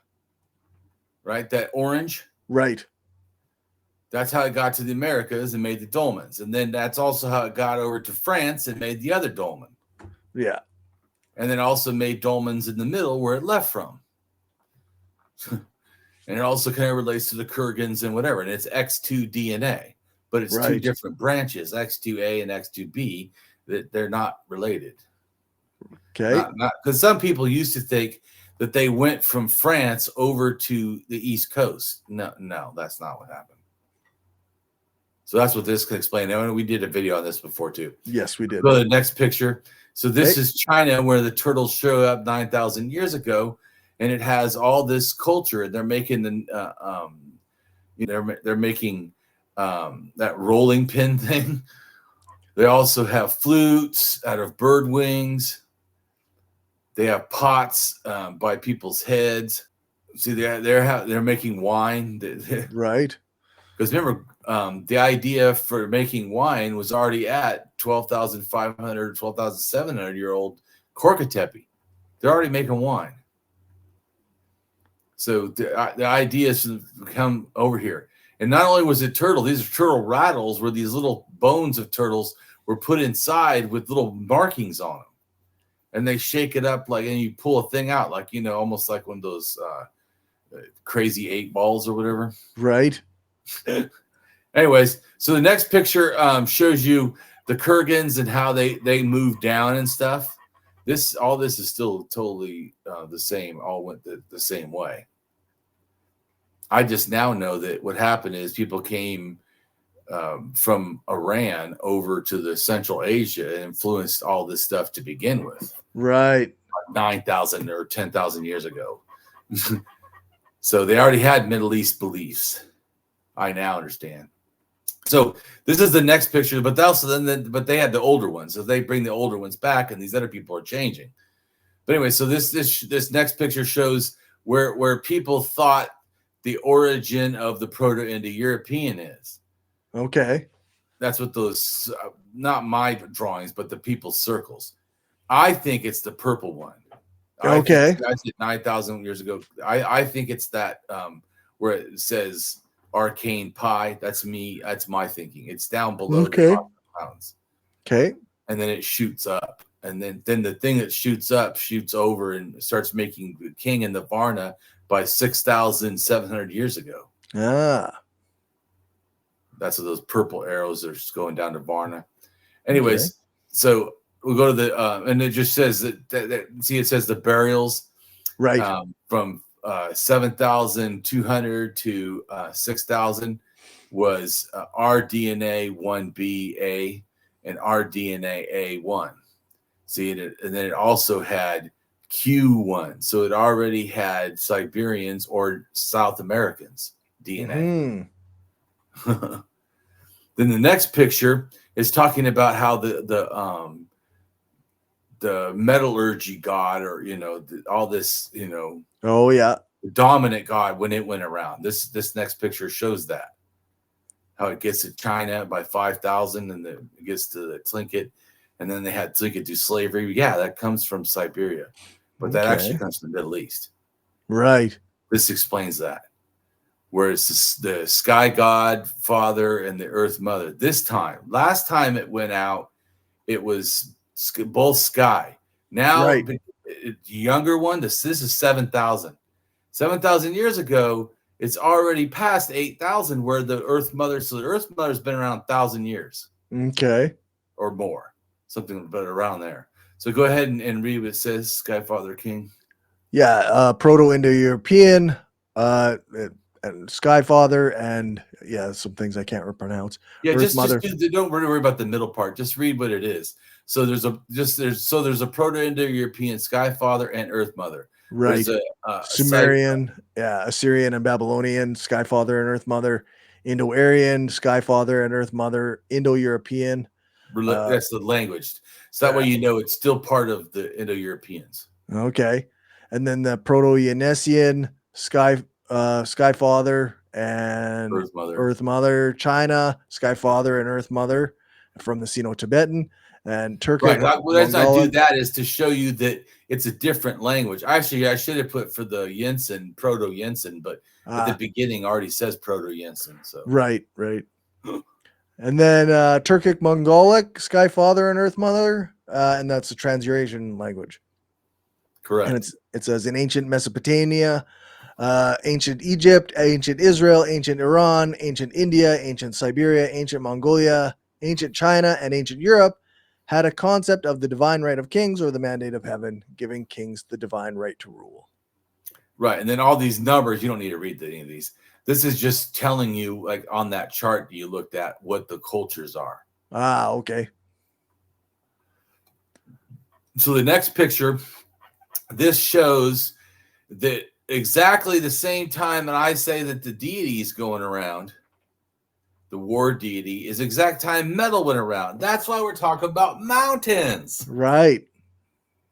And volcanoes, because the copper metallurgy is directly related to that, to fire, to the sun, to anger, to violence, to it's all related.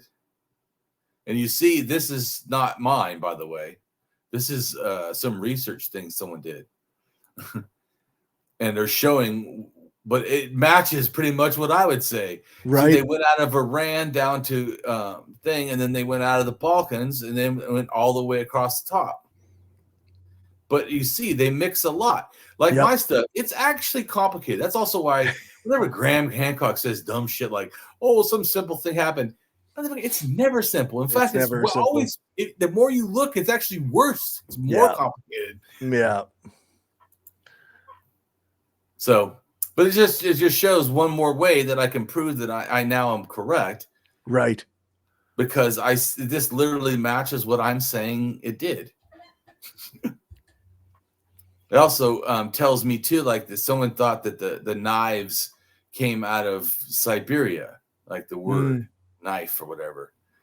And I'm like, no, there's been daggers since Çatalhöyük at 8,000. And then the word for knife in Sumerian it relates to dagger and sacrifice, so or whatever. So no. Eventually they did go everywhere, but that's not where they didn't start there is the point. They started somewhere else. So the next picture just shows the languages, and that pretty much everybody has a sky father, earth mother, or a sky father and a sky mother. That's right. Africa has an earth father and a sky mother, so it's a little bit different, but everybody else has either one or two of So like I told you, now I know whenever you see them both be the sky, that really relates to the older version of paganism. Right. The one where it's the sky and the earth, that's the younger. It means that you see that's under 8,000. So and then the other one could be from 8,000 to 12,000. Right. But it also ideas go all through all the religion to animism, but not as gods. Right. So don't worry about reading all that. There's just a bunch that say Sky Father, Earth Mother, Sky Father, Earth Mother. I just show because I show all the ones that you see where I put them. I'm just showing I'm right. Here's all the evidence. Right. And also, once you see it all, you see there's a lot more Sky Father, Earth Mother than there is of anything else. Well, yeah, because it took everything over. Right. But the ones that are left are just the remnants that didn't change. The old ones changed into this kind of thing. Yeah, right. So, anyways, but I understand it more now, which is really good. So, we go ahead and read where it says Sky Father, Earth Mother, high gods, or similar goddesses of the sky, more loosely connected. Seeming arcane mythology across the earth, seen in Siberia, China, Europe, Native Americans, First Nations people, and Mesopotamia, etc. Right. And so then the next picture is showing the difference between high gods and low gods, because tutelary gods are generally more beneficial to you. And then supreme gods are more, you have to be beneficial to them. Right. And they always want sacrifice, killing and shit. And so the next picture just shows 7,000 years of what ended up as Tian. The round discs are drums that the Tanjuri deity from Siberia, Turkic, and Mongolic, that's what theirs are. One of those, or I think two of those, or something, or maybe it's one of them, is Mongolic and the other ones are Turkic or something. Okay. But yeah. So and then it just shows these different deities, and I list all the names for the ones in the areas they're in. For Asia, see Eastern Steppe Asia, Middle Eurasia, Middle, and then the Western. Yep. Because I realized, holy shit, these are all the same deity. What the hell? And then here's another picture below it that explains more specifically about the Tian deity. Right. And in relation to also to DNA. See where it says QM1? Yeah, that is telling you that Siberians with QDNA, similar to native South Americans a lot, that at 95% male. Right. That's the one that went down to China. This is important too, because someone had said to me he thought the Shang dynasty invented it. I'm like, yeah, I don't think so. And also thought that Shang dynasty invented shamanism and gave it to the Siberians. And I'm like, yeah, that's actually, it went the other way. Right. Siberians were going into China, not the other way around. At least not maybe way later, but even yeah, then. yeah, just not, the timing doesn't line up that way. Yeah, not 6,000 or 4,000 to 3,000 years ago. They were not. Once again, I don't care. They could literally do it constantly. You know what I'm saying? Right. I just explained what's going on and who did what. Now, nDNA 9 to 10,000 does go into China, but it brings pottery and stuff, so it does bring some culture stuff. Right. But not the Shang dynasty at 3,000. Right. Right? I mean, no. Anyways, I'll go to the next one. Okay. So the next picture, and the side, all these faces, these are things they found. I think this is Tan or Tandri, which is the mountain deity. That's why he has two mounts. See the top of his hat? Right. Yeah. Yeah. And the other one has three. But really, what's the third one, Corey? It's the sun. Right? Yeah. Coming up out of the mountains. The one That's in the right. middle. Yep. Right. And then the far one is a one from China, showing that they're literally almost copying what they're doing. Anyway. Right. So then also, if we look at the picture over, it says influences of China metallurgy. Oh, wait a minute. It looks like the North is coming down and attacking the shit out of China. Yeah. So anyway, as I already said, it doesn't matter to me, but I'm just making a comment that it is a living fact that Chinese metallurgy is from the Altai Mountains. Right. People's ideas, even though it's not saying it's like all their copper. But this is, yeah. And then the steppe influence is coming into, and Shang dynasty never goes to Lake Baikal, right? Little tiny arrows that it's got going. I mean, the biggest arrow goes out to the Taran Basin. Right. Almost. Yeah, but they're not going to the, like you say, they're not going to the Lake Baikal. Right. So to tell me Lake Baikal shamanism are because of the Shang dynasty, I'm like, that's not what happened. And like I said, if it did, oh, cool. I mean, I don't care. But I'm saying once you look at the facts, that's not what happened. It doesn't look like it based on the current information. No. See, and then I have a bigger blow up of the next picture just to hammer it home. Right. Yeah. That didn't happen. Thank you for playing. So let's read transmission and metallurgy to China. So the Sima Turbino culture may have been identical to the northern tribes of Gufang or Devil's Country, reported by Chinese historical chronicles of the Shang dynasty, 1600 to 1046 BCE. Several of the Shang dynasty artifacts in the Yin ruins and from the tomb of Fu Hao, who died 1200 BCE, excavated in Shang capital of Anyang, are similar to Sima Turbino culture artifacts, such as socketed spearheads with a single side hook, jade figurines, and knives with deer-headed pommel. Right. So these are weapons, right? As I was telling you, why we went through the whole thing of talking about mountain gods and all that too, Right. and copper, and where copper is at, and where it comes from, and how it moved around. Because when the knights show up, and I already know where they came from, Corey, and now you do. You don't. It's not. It's not like let's guess. Right. Like literally, that came from the Middle East. And it went through the Balkans into Ukraine, crossed the steppe into Siberia, down to China. Right. Yeah, not maybe 100%. That's what happened. Keep reading. These late Shang artifacts, visibly derived from the Sima Turbino culture to the north, were made precisely at the same time the Shang reported intense, protracted conflicts with the northern tribes of Gufang.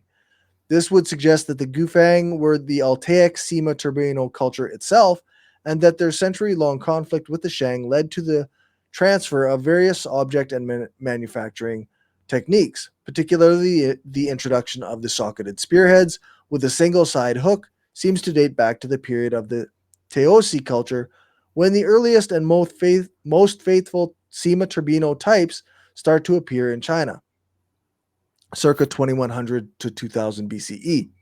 Right. So 4,100 years ago, they're all over China, and it's not from them going up. Right. It's from those people coming down and raiding them or whatever. Yeah. These early artifacts suggest that the Chinese bronze metallurgy initially derived from the cultures of the Eurasian steppes. Soon, however, China was able to appropriate this technology and refine it, particularly through its mastery of bronze casting, to create a highly sophisticated and massive bronze industry. Various types of Sima Turbino style objects are known from the early cultures of China. Keep going. Deities in fire worship and metallurgy, Celtic mythology, Brigid goddess of spring, blacksmiths, fertility, healing, and poetry, Gobanu, Gallo-Roman deity whose name means the smith, Gophanon, Welsh god of blacksmithing, ale, architecture, and building, Goibniu, Irish god of blacksmithing, one of the Tree di Dana, Lu, god of craftsmen, games, arts, oaths, truth, and law, Ugardic mythology, Kothar wa Kasis, patron god of metalworking, Yoruba mythology, Ogun fire god and patron of blacksmiths, iron warfare, metal tools, Slavic mythology, Zvarog, god of the forge, fire, the sun, and creation, Hinduism mythology, Vishvakarma, all maker, is a craftsman deity and the divine architect of the devas. In the early texts, the craftsman deity known as Vestar, and the word Vishvakarma was initially used as an epithet for any powerful deity. However, in many later traditions, Vishvakarma became the name of the craftsman god. Vishvakarma crafted all the chariots of the devas and weapons, including the Vajra of the god Indra. Right, which has to do with the lightning bolt. Northwest Caucasian mythology, Tlepsh, god of fire, smithing, metal, weapons, and virility, a mythical figure who appears as a blacksmith and also a powerful leader in some cycles of the Nart sagas of the Caucasus, in which his Ossetian counterpart is the smith Kurdlagion. Tlepsh's name is a borrowing from the Indo-European languages into Circassian. Igbo, southeastern Nigeria mythology, Ikenga, Alusi of time, success, achievement, farming, blacksmiths, and industry. Hungarian mythology, Hadur, god of metalworking and war. Finnish mythology, Imerinen, god of blacksmithing and archetypal artificer. Arabian mythology, Kianan, Sabian, god of smiths. Germanic Norse mythology, Wayland the Smith, legendary master blacksmith, in some sources considered as with godlike origins. Eastern Iranian mythology, Kurdlagion is the heavenly deity of blacksmiths. In Ossetian mythology, his epithet is the heavenly one. He shews the dead man's horse, thus helping him on his journey to the other side. He's a close friend of the Narts. Japanese mythology. Kagu-Tsuchi, or Kami, blacksmith god of fire, whose birth burned his mother, Izanami, to death. Greek mythology. Hephaestus, god of blacksmiths, crafting fire and volcanoes, Roman form Vulcan. Oh, volcanoes. Yeah, that's Yahweh! Right. Everyone, Yahweh's in the house. Yeah. Slavic mythologies. Varog, the bright god of fire, blacksmithing, sky god, and the sun. But is pause for a sometimes second. considered. So, Yep. what? Even with you, right? What have you noticed? How many of them are volcanoes? Only one so far, right? Yeah, it's not a lot of volcanoes. Like there's lots of blacksmithing and Right. fire, and yeah, Right. not a lot My of point volcanoes. was, so that's also how you know that Yahweh's a younger deity. Right. Because that's when the volcanoes Right. come Because in. otherwise he'd be everywhere, right? Or there would Yeah. be some sort of way of realizing when that occurred. Yeah. And then we know he's younger too, because the Bible makes sure we know in Deuteronomy by saying he is a son of El, thus Right. younger than El. Yeah, exactly. Yeah. Would you hate when I do that? No. Keep showing how it's horseshit. Yeah, no kidding, eh? We've got Mesopotamian mythology. Gibel, skilled god of fire and smithing in Sumerian records, also known as under the Akkadian name Gira, was the Mesopotamian god, a tutelary deity of metallurgists. Etruscan mythology. Sethians, fire god of smithing, the forge, metalworking, and by extension craftsmanship in general. Egyptian mythology. Ptah, patron god of craftsmen and architects. Roman mythology. Vulcan, god of metalworking and the forge. Baltic mythology. Calvis, god of blacksmiths, who creates the sun every day and makes rings so the morning star, Asurin, can marry the sun. Right. And so what we find is that Yahweh must have been the new thing. Yeah. Because only one was a volcano. Right. Not like they all are. Yeah. Well, to me, this is important. I mean, because and plus, like I said, the Bible helps us by telling us he's literally the son of the Right. God. Yeah. The son of the pagan god. Because that's the case, because I've heard people before go, oh no, that El was still God. I'm like, really? Did you read where it said that he gave birth to Yahweh? You missed that part, eh? Well, I think it's a pretty that's a pretty big one. Yeah, for sure.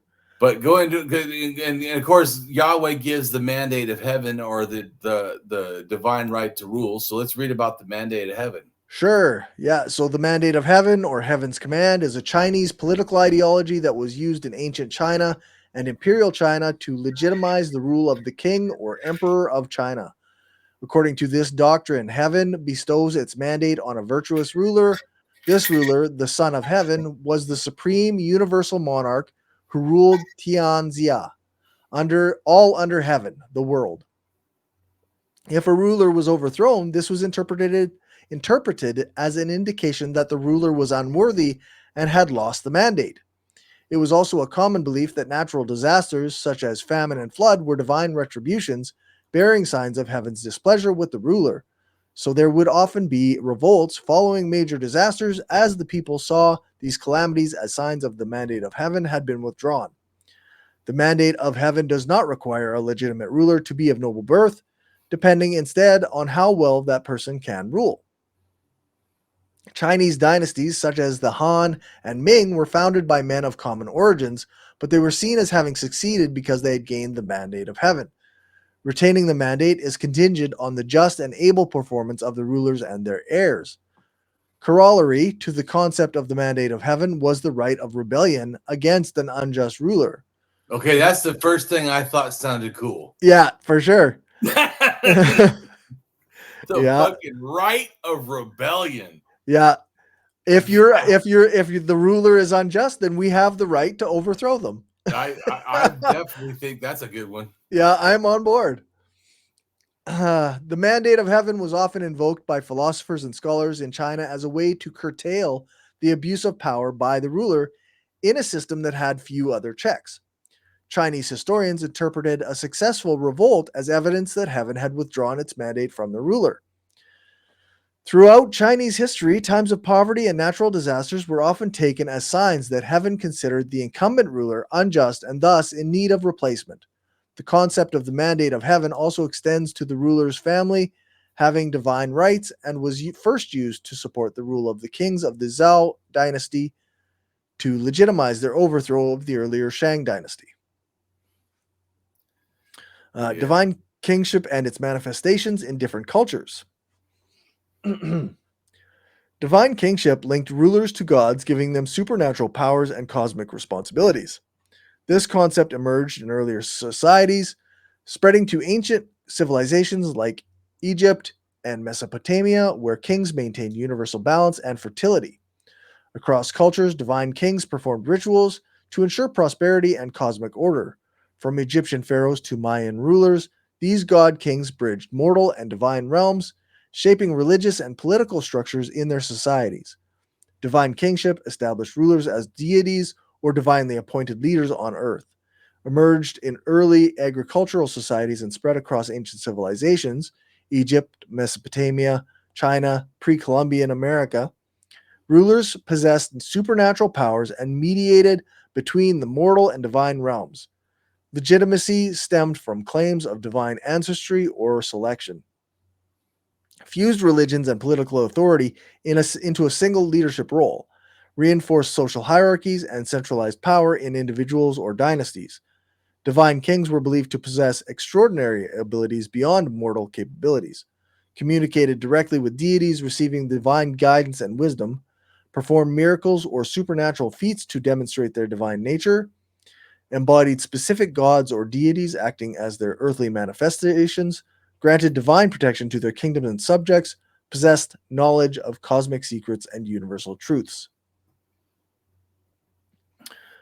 Of gods and kings, divine kingship in ancient Mesopotamia. The idea that any living human could be worshipped like a god may appear to some people unfathomable or sacrilegious. This is related to how the distinction between humans and gods is perceived in a given cultural context. Divinity is a concept that has been understood very differently throughout history. This is not a new point, but remains all too often underappreciated when discussing the blurring of lines between human and God, as evidenced in the deification of kings.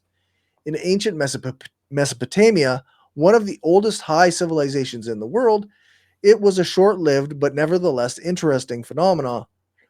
The first instances of royal deification occurred in the third millennium BCE during times of political expansion and centralization.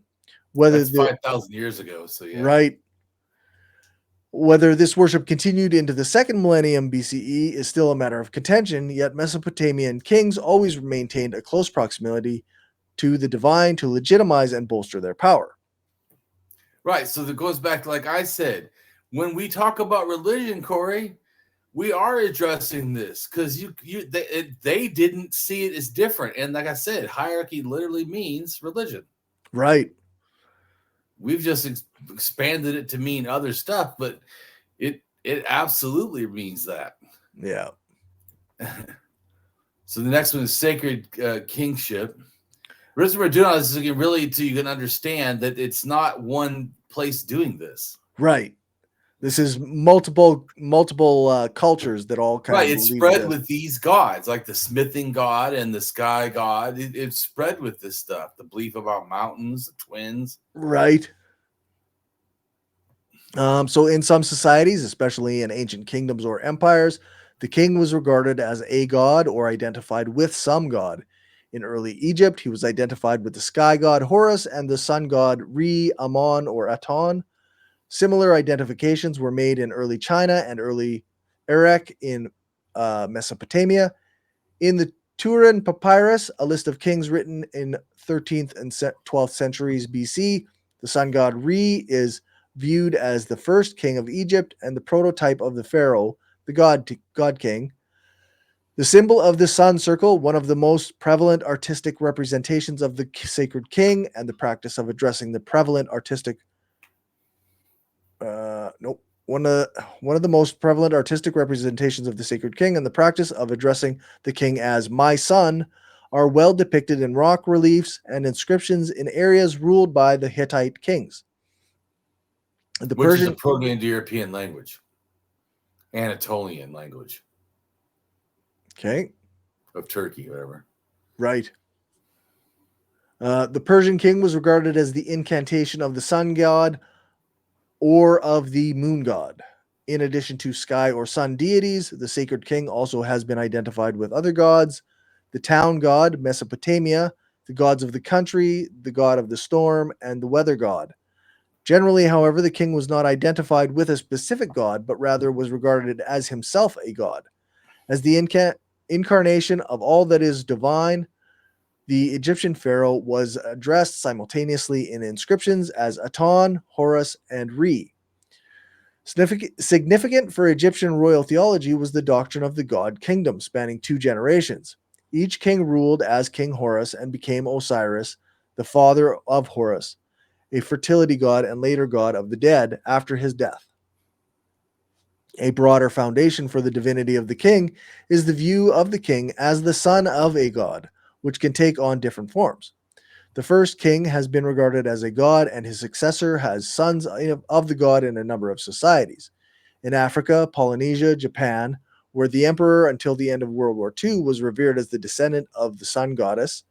Peru, where the Inca or ruler was believed to be the descendant of the sun god. Egypt, Mesopotamia, and Canaan. Because he personifies the divine national hero, as among the Shilluk in Africa, the king can demand divine status, a practice that was taken up in the Greco-Roman world by Alexander the Great and by the Roman emperors. When a king who has been sired by God or when a god who takes on the external form of the living king approaches his queen, he begets the future king. The queen is thus called the mother of God. An essentially different foundation is the king's divine sonship through adoption, as, for example, the legend of the king Sargon of Akkad in ancient Mesopotamia. The adoption of the crown prince by a god is often part of the coronation ritual, especially in Mesopotamia. The god declares the king as his son when he ascends to the throne. An especially frequent expression of the relationship is the king to divinity in Egypt and Mesopotamia was that of the king as a god's image. In Egypt, the king, addressed by the god as my living image on earth, is shown in the likeness of Re, Aton, Amon, or Horus. In Mesopotamia, this kind of description was rare. The myth of divine ancestry, such as that of Romulus, was one of the legendary founders of Rome.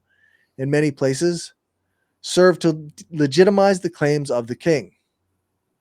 Unusual natural phenomena, such as an especially bright star, are sometimes connected with the birth of a divine king. That sounds familiar.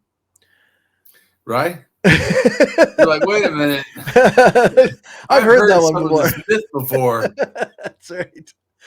Well, that's what I'm saying. Once you start understanding where I'm trying to help you understand it, Corey, then I feel it really makes it all easier. Right. Yeah, for sure. The conception, because it's really doing similar stuff. It's not. Yeah. It's like I said, it's not. That's why when they say, "Oh, our religion," no, it's all the same religion. Right. It's from the Middle East twice. You mean the first version or second version? Yeah, that's right. The original Bible or the Quran? Yeah. The conception and practice of making a king divine after his death are very old and widespread. Probably connected with ancestor worship, deification is practiced most often when the living king, although connected with gods, is not regarded as a god in the fullest sense. Only after his death does he become God. Among the Hittites, for example, the expression "the king becomes a god" meant that the king had died.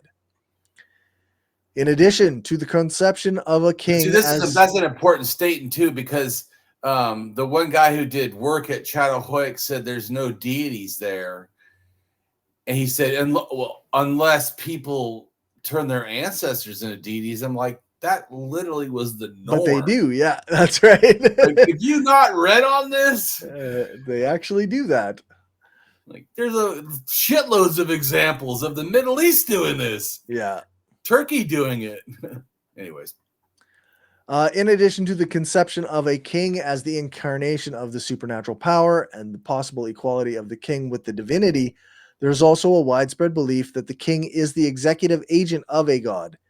As the servant of a god, he carries out the work of the god on earth. The divine character of this form of sacred kinship is connected not so much with the individual king as with the institution of kingship.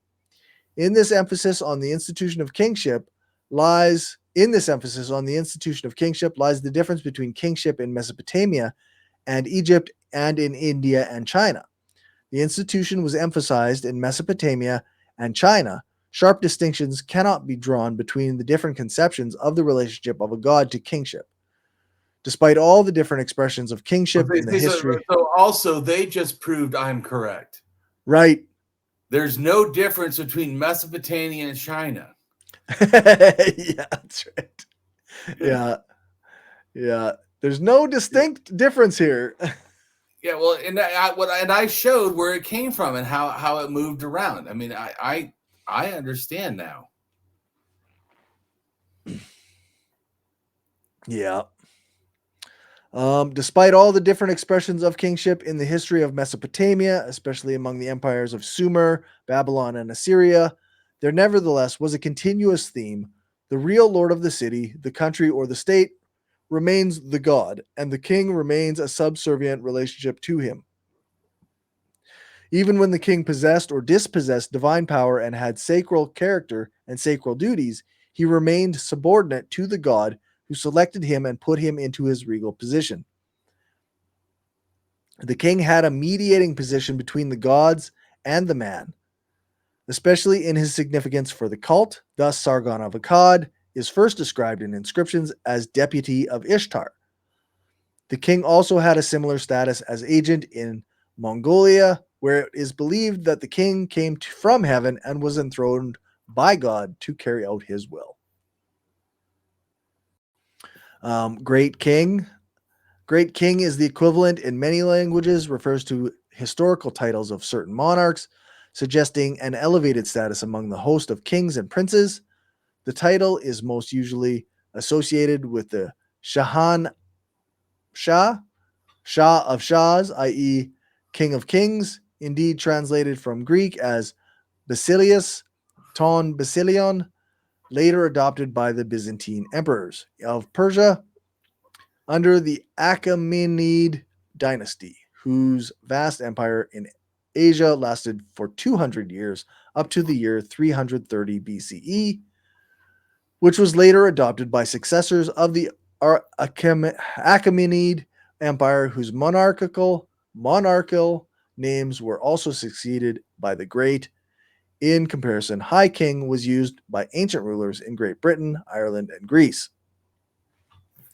In the second millennium BCE, Near East, there was a tradition of reciprocally using such addresses between powers to recognize each other as equal diplomatically.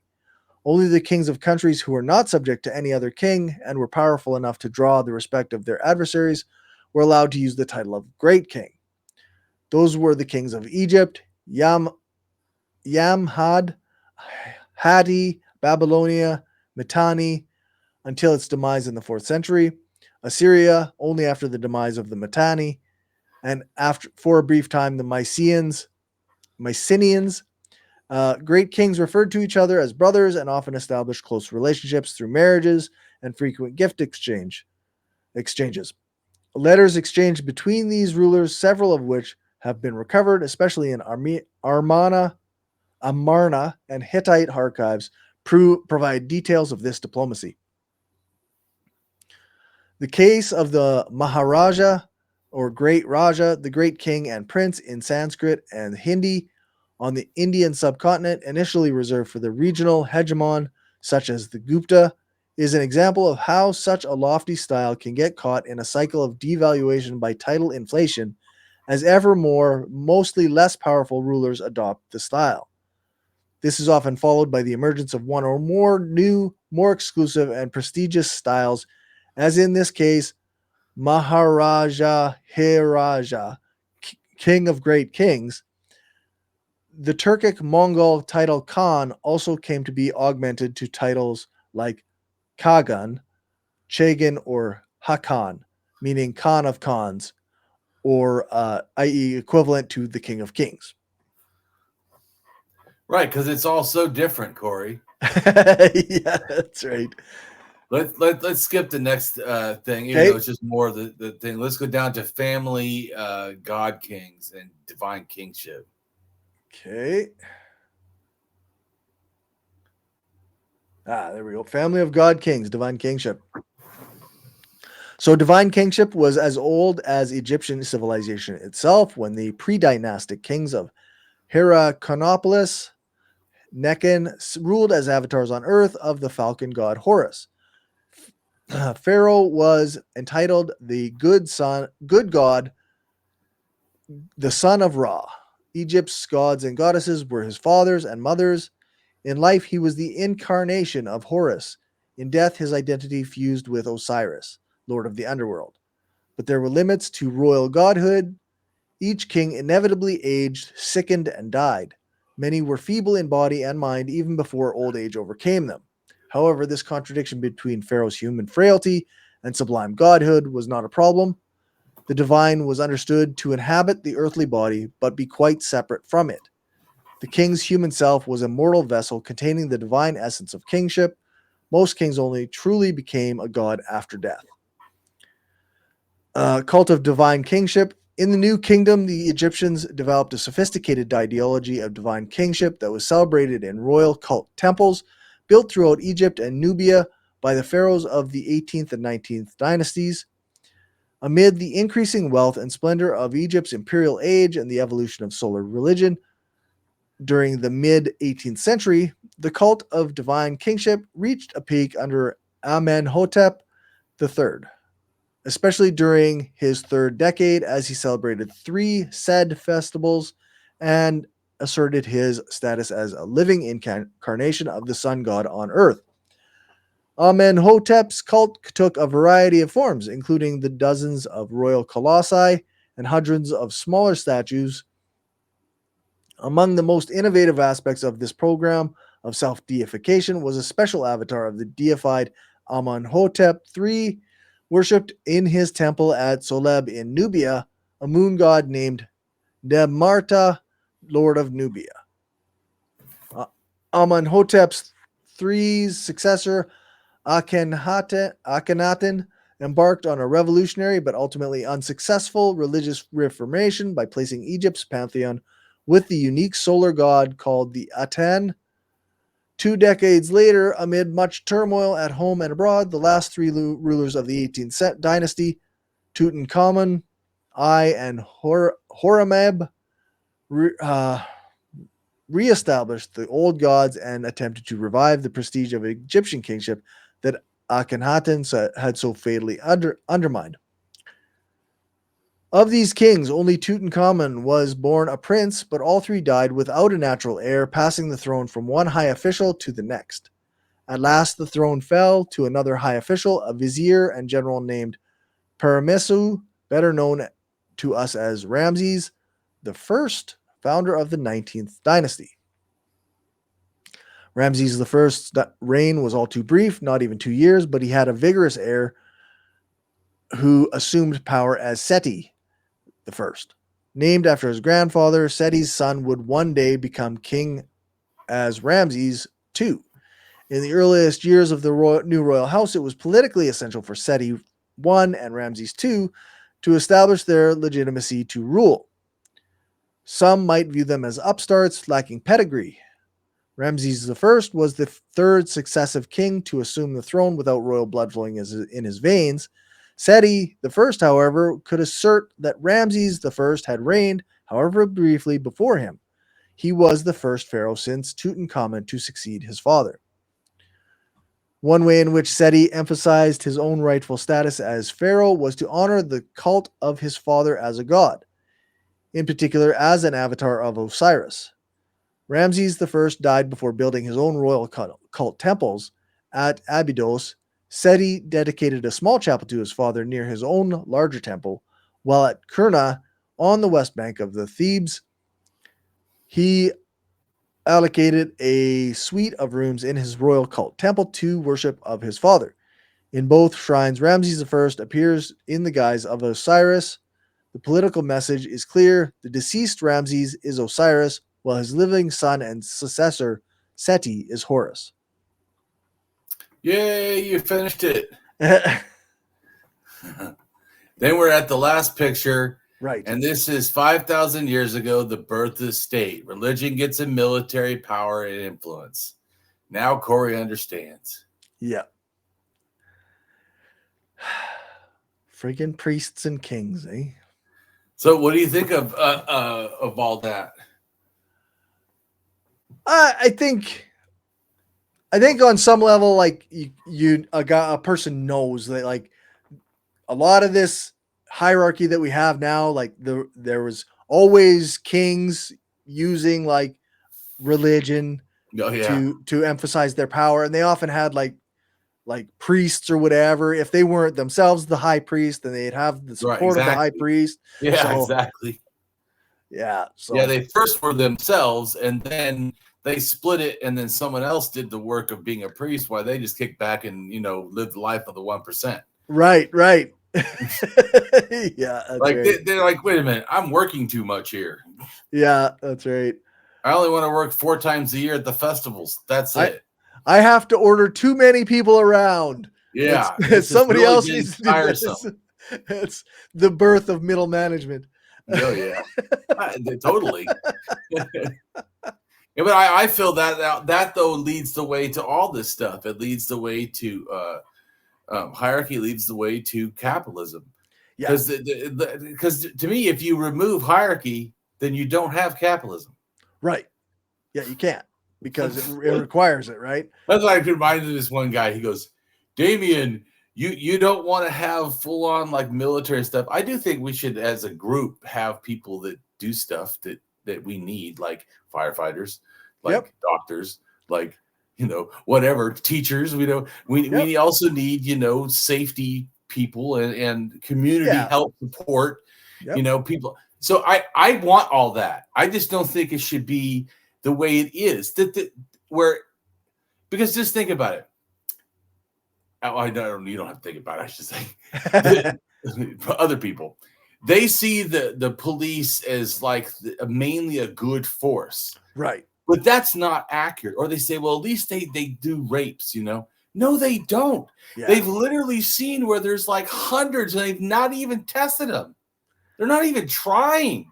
Yep. I'm not saying they never do anything good, but they generally don't do that much good. That's right. Yeah. That's just a general rule. They really are garbage. Yep. I mean, because I remember as a kid being thrown to the ground, made to lay in the middle of the fucking street. How many fucking rich people have ever do that?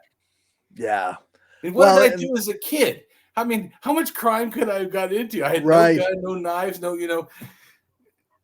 Yeah, I'm just saying. To me, that's why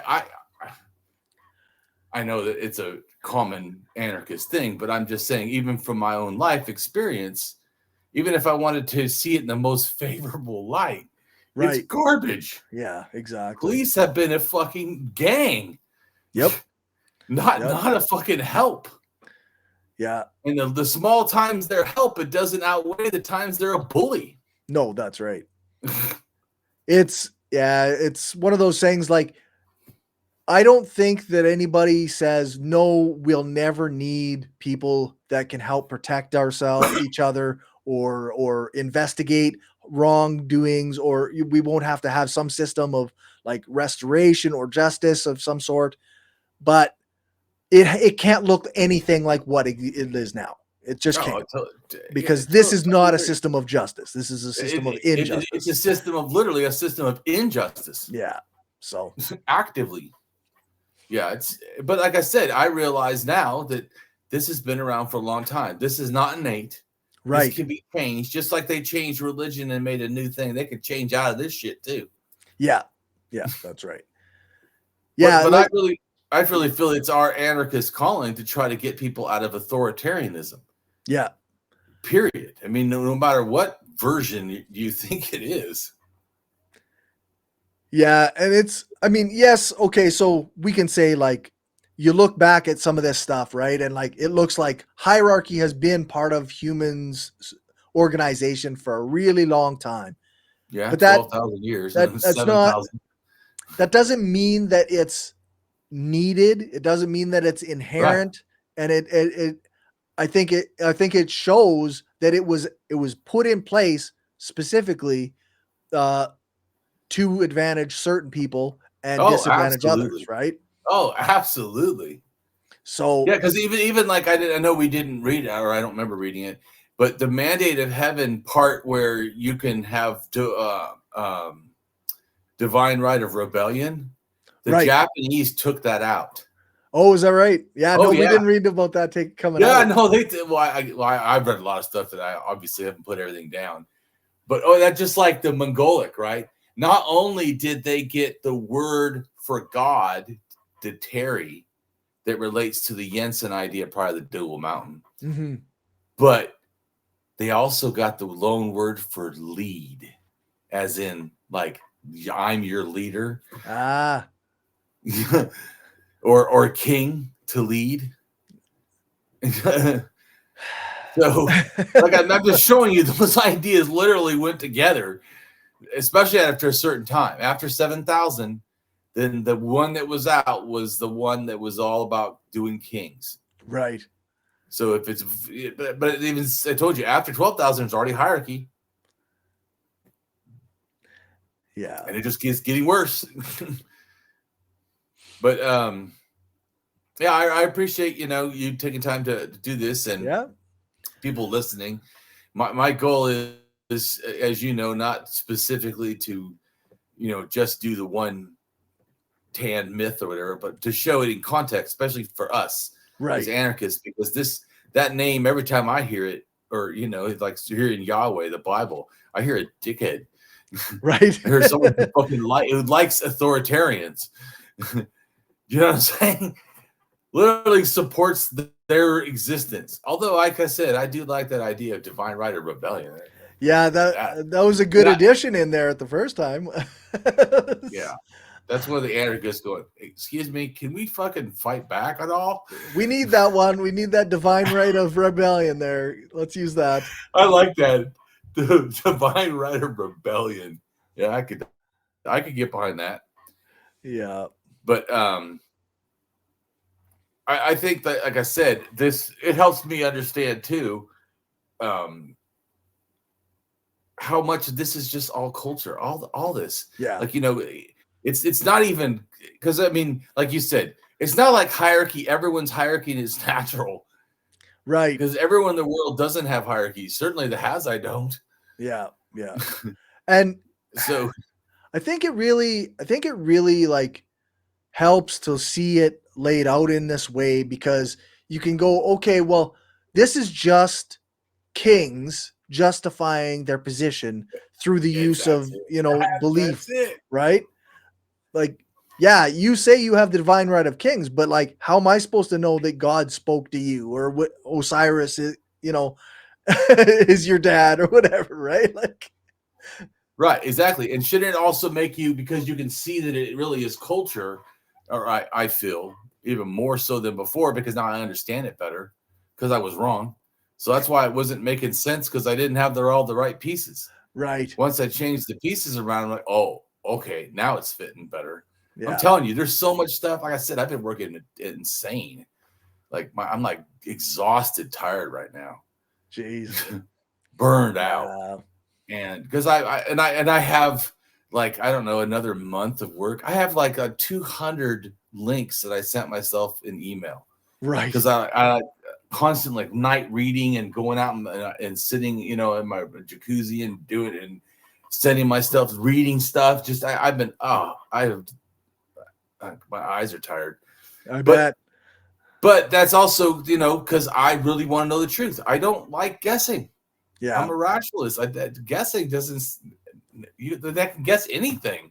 That's That's right. That's not a way to do shit. Yeah. It's like faith. Yeah. I can Guessing just is make like up faith. whatever I want. Yeah, because like, as one guy goes, Damien, you heard this one guy who said the gods, became mean in the Middle East because it's hot, and I'm like, okay, yeah. No, that's that. Everyone has the same deity, so it's not that the Middle East is different. Middle East is where they come from. Once you grasp that, all of them, how many? All. One's in Africa, yep. One's in America, yep. One's in China, yep. One's in Europe, yep. Siberia, yep. I don't know what part of all was confusing. Right. Yeah, exactly. Just right, bring this up because a lot of atheists will go, well, Damien, now when it comes to the, Abrahamic gods, I'm 100% atheist. But I'm not 100% about all the other deities. Well, I think now you should get, they're all the same deity. They're all bullshit. Yeah, it's all just an evolution of cultural ideas. Yes. That culminated in this particular God that you don't necessarily believe in, but that doesn't lend support to the existence of these other ones. No, not even. No, in fact, I feel it shows all of them are the same source that was a made-up lie, and then they just kept moving around and changing names, but they had a lot of the same features, and they still had the same kind of setup of divine this, king, elites, the God that loves elites. I mean, I don't know. That's not a God I would. If you told me as an anarchist, hey, there's a God loves elites is real, I'd be like, ooh, God, really? Yeah, yeah, that's not good. It's not good just in general, like. No, right. But I'm saying, I think I help people approach gods and religion, even in kings, in a way, especially the past, that I don't think that they're used to doing. Right. Yeah. Really analyzing them in a serious way. Yeah, for sure.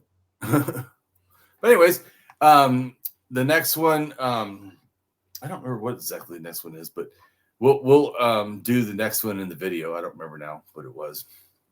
Maybe it's high gods, low gods. Yeah. Which I know we've talked about too, but we'll read more about tool-aries because a tool-ary, like I said, really is like your guardian angel's a tool-ary. Right. If you say it's a god of Israel, that's a tool-ary to Israel. Right. If you say if it's God of my car, it's literally the God just for your car. Yeah. In a sense.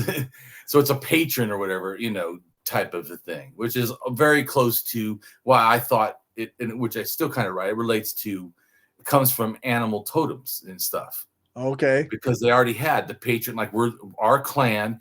Well, because they have two things generally in a clan system, or often. We also know that also helps you also know it's almost all the same. Right. All the totem is the same. You go, okay.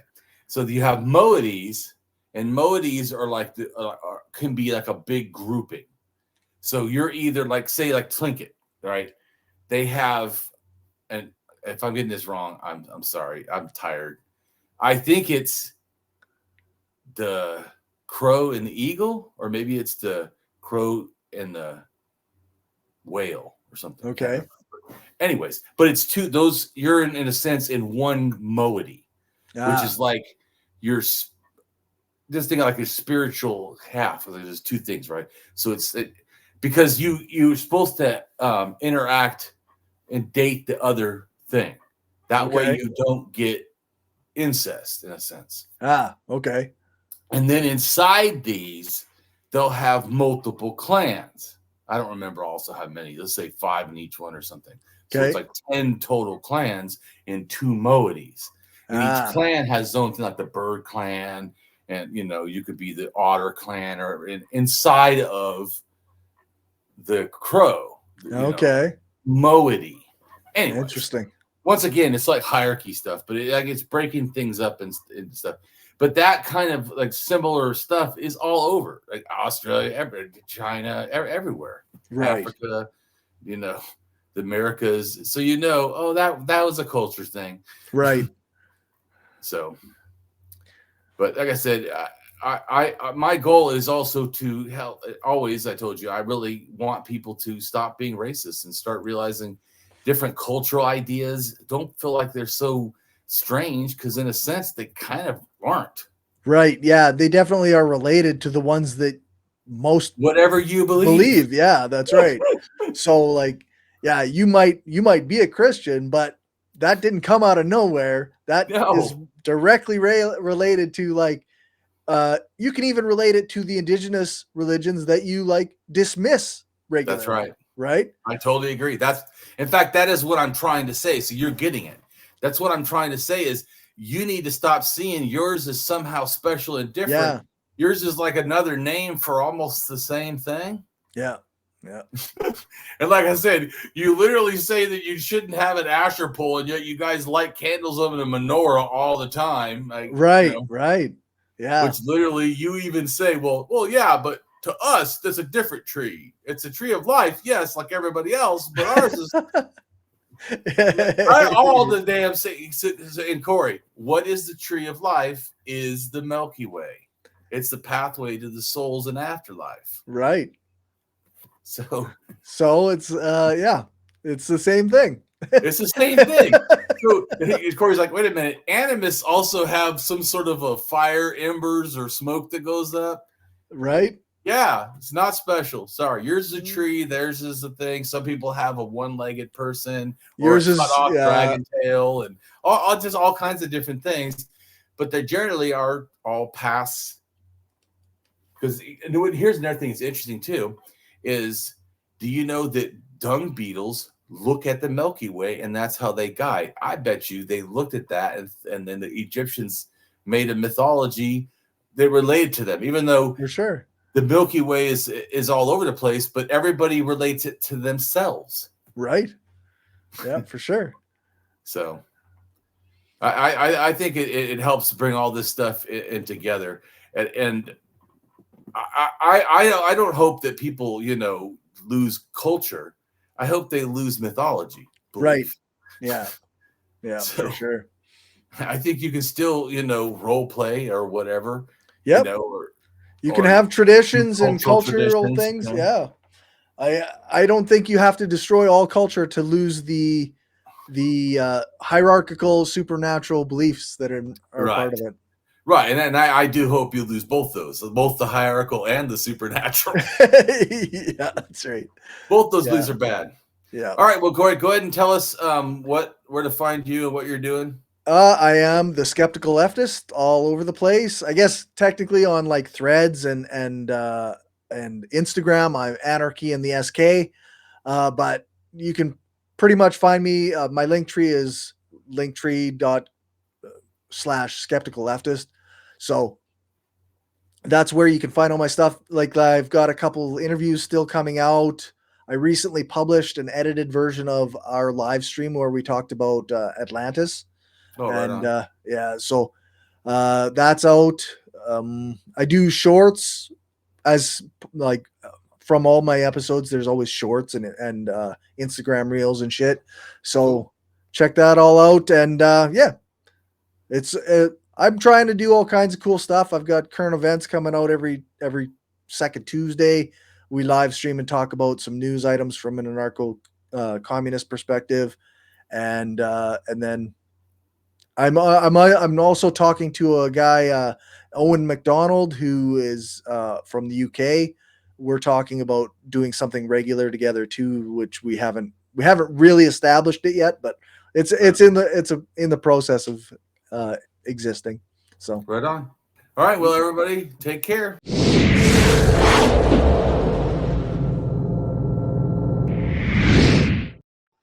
Hello, and welcome to my channel. I am Damien Marie AtHope.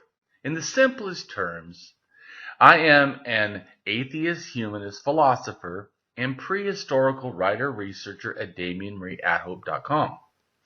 I am specifically an axiological atheist.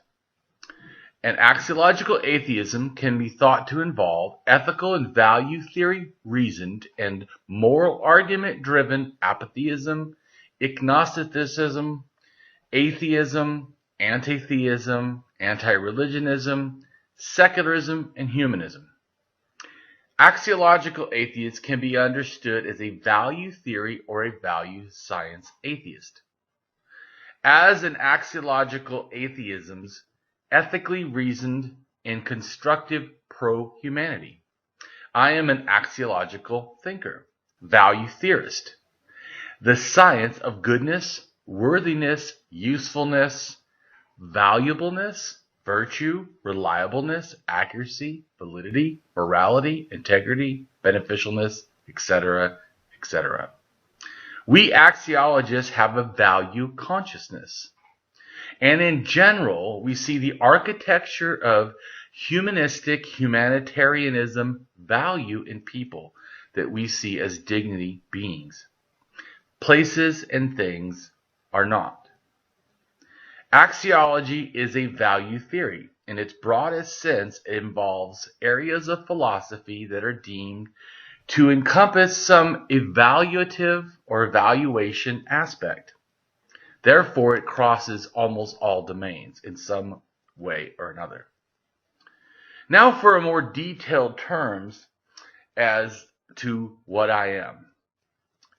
I am an axiological atheist, an anti-theist, an anti-religionist, secularist, humanist, rationalist, writer, artist, poet, philosopher, advocate, activist with schooling in psychology, sociology, as well as I am an autodidact, self-taught in science, archaeology, anthropology, and philosophy. I promote science and am against pseudoscience, pseudo-history, pseudo-morality, things that are found in religion.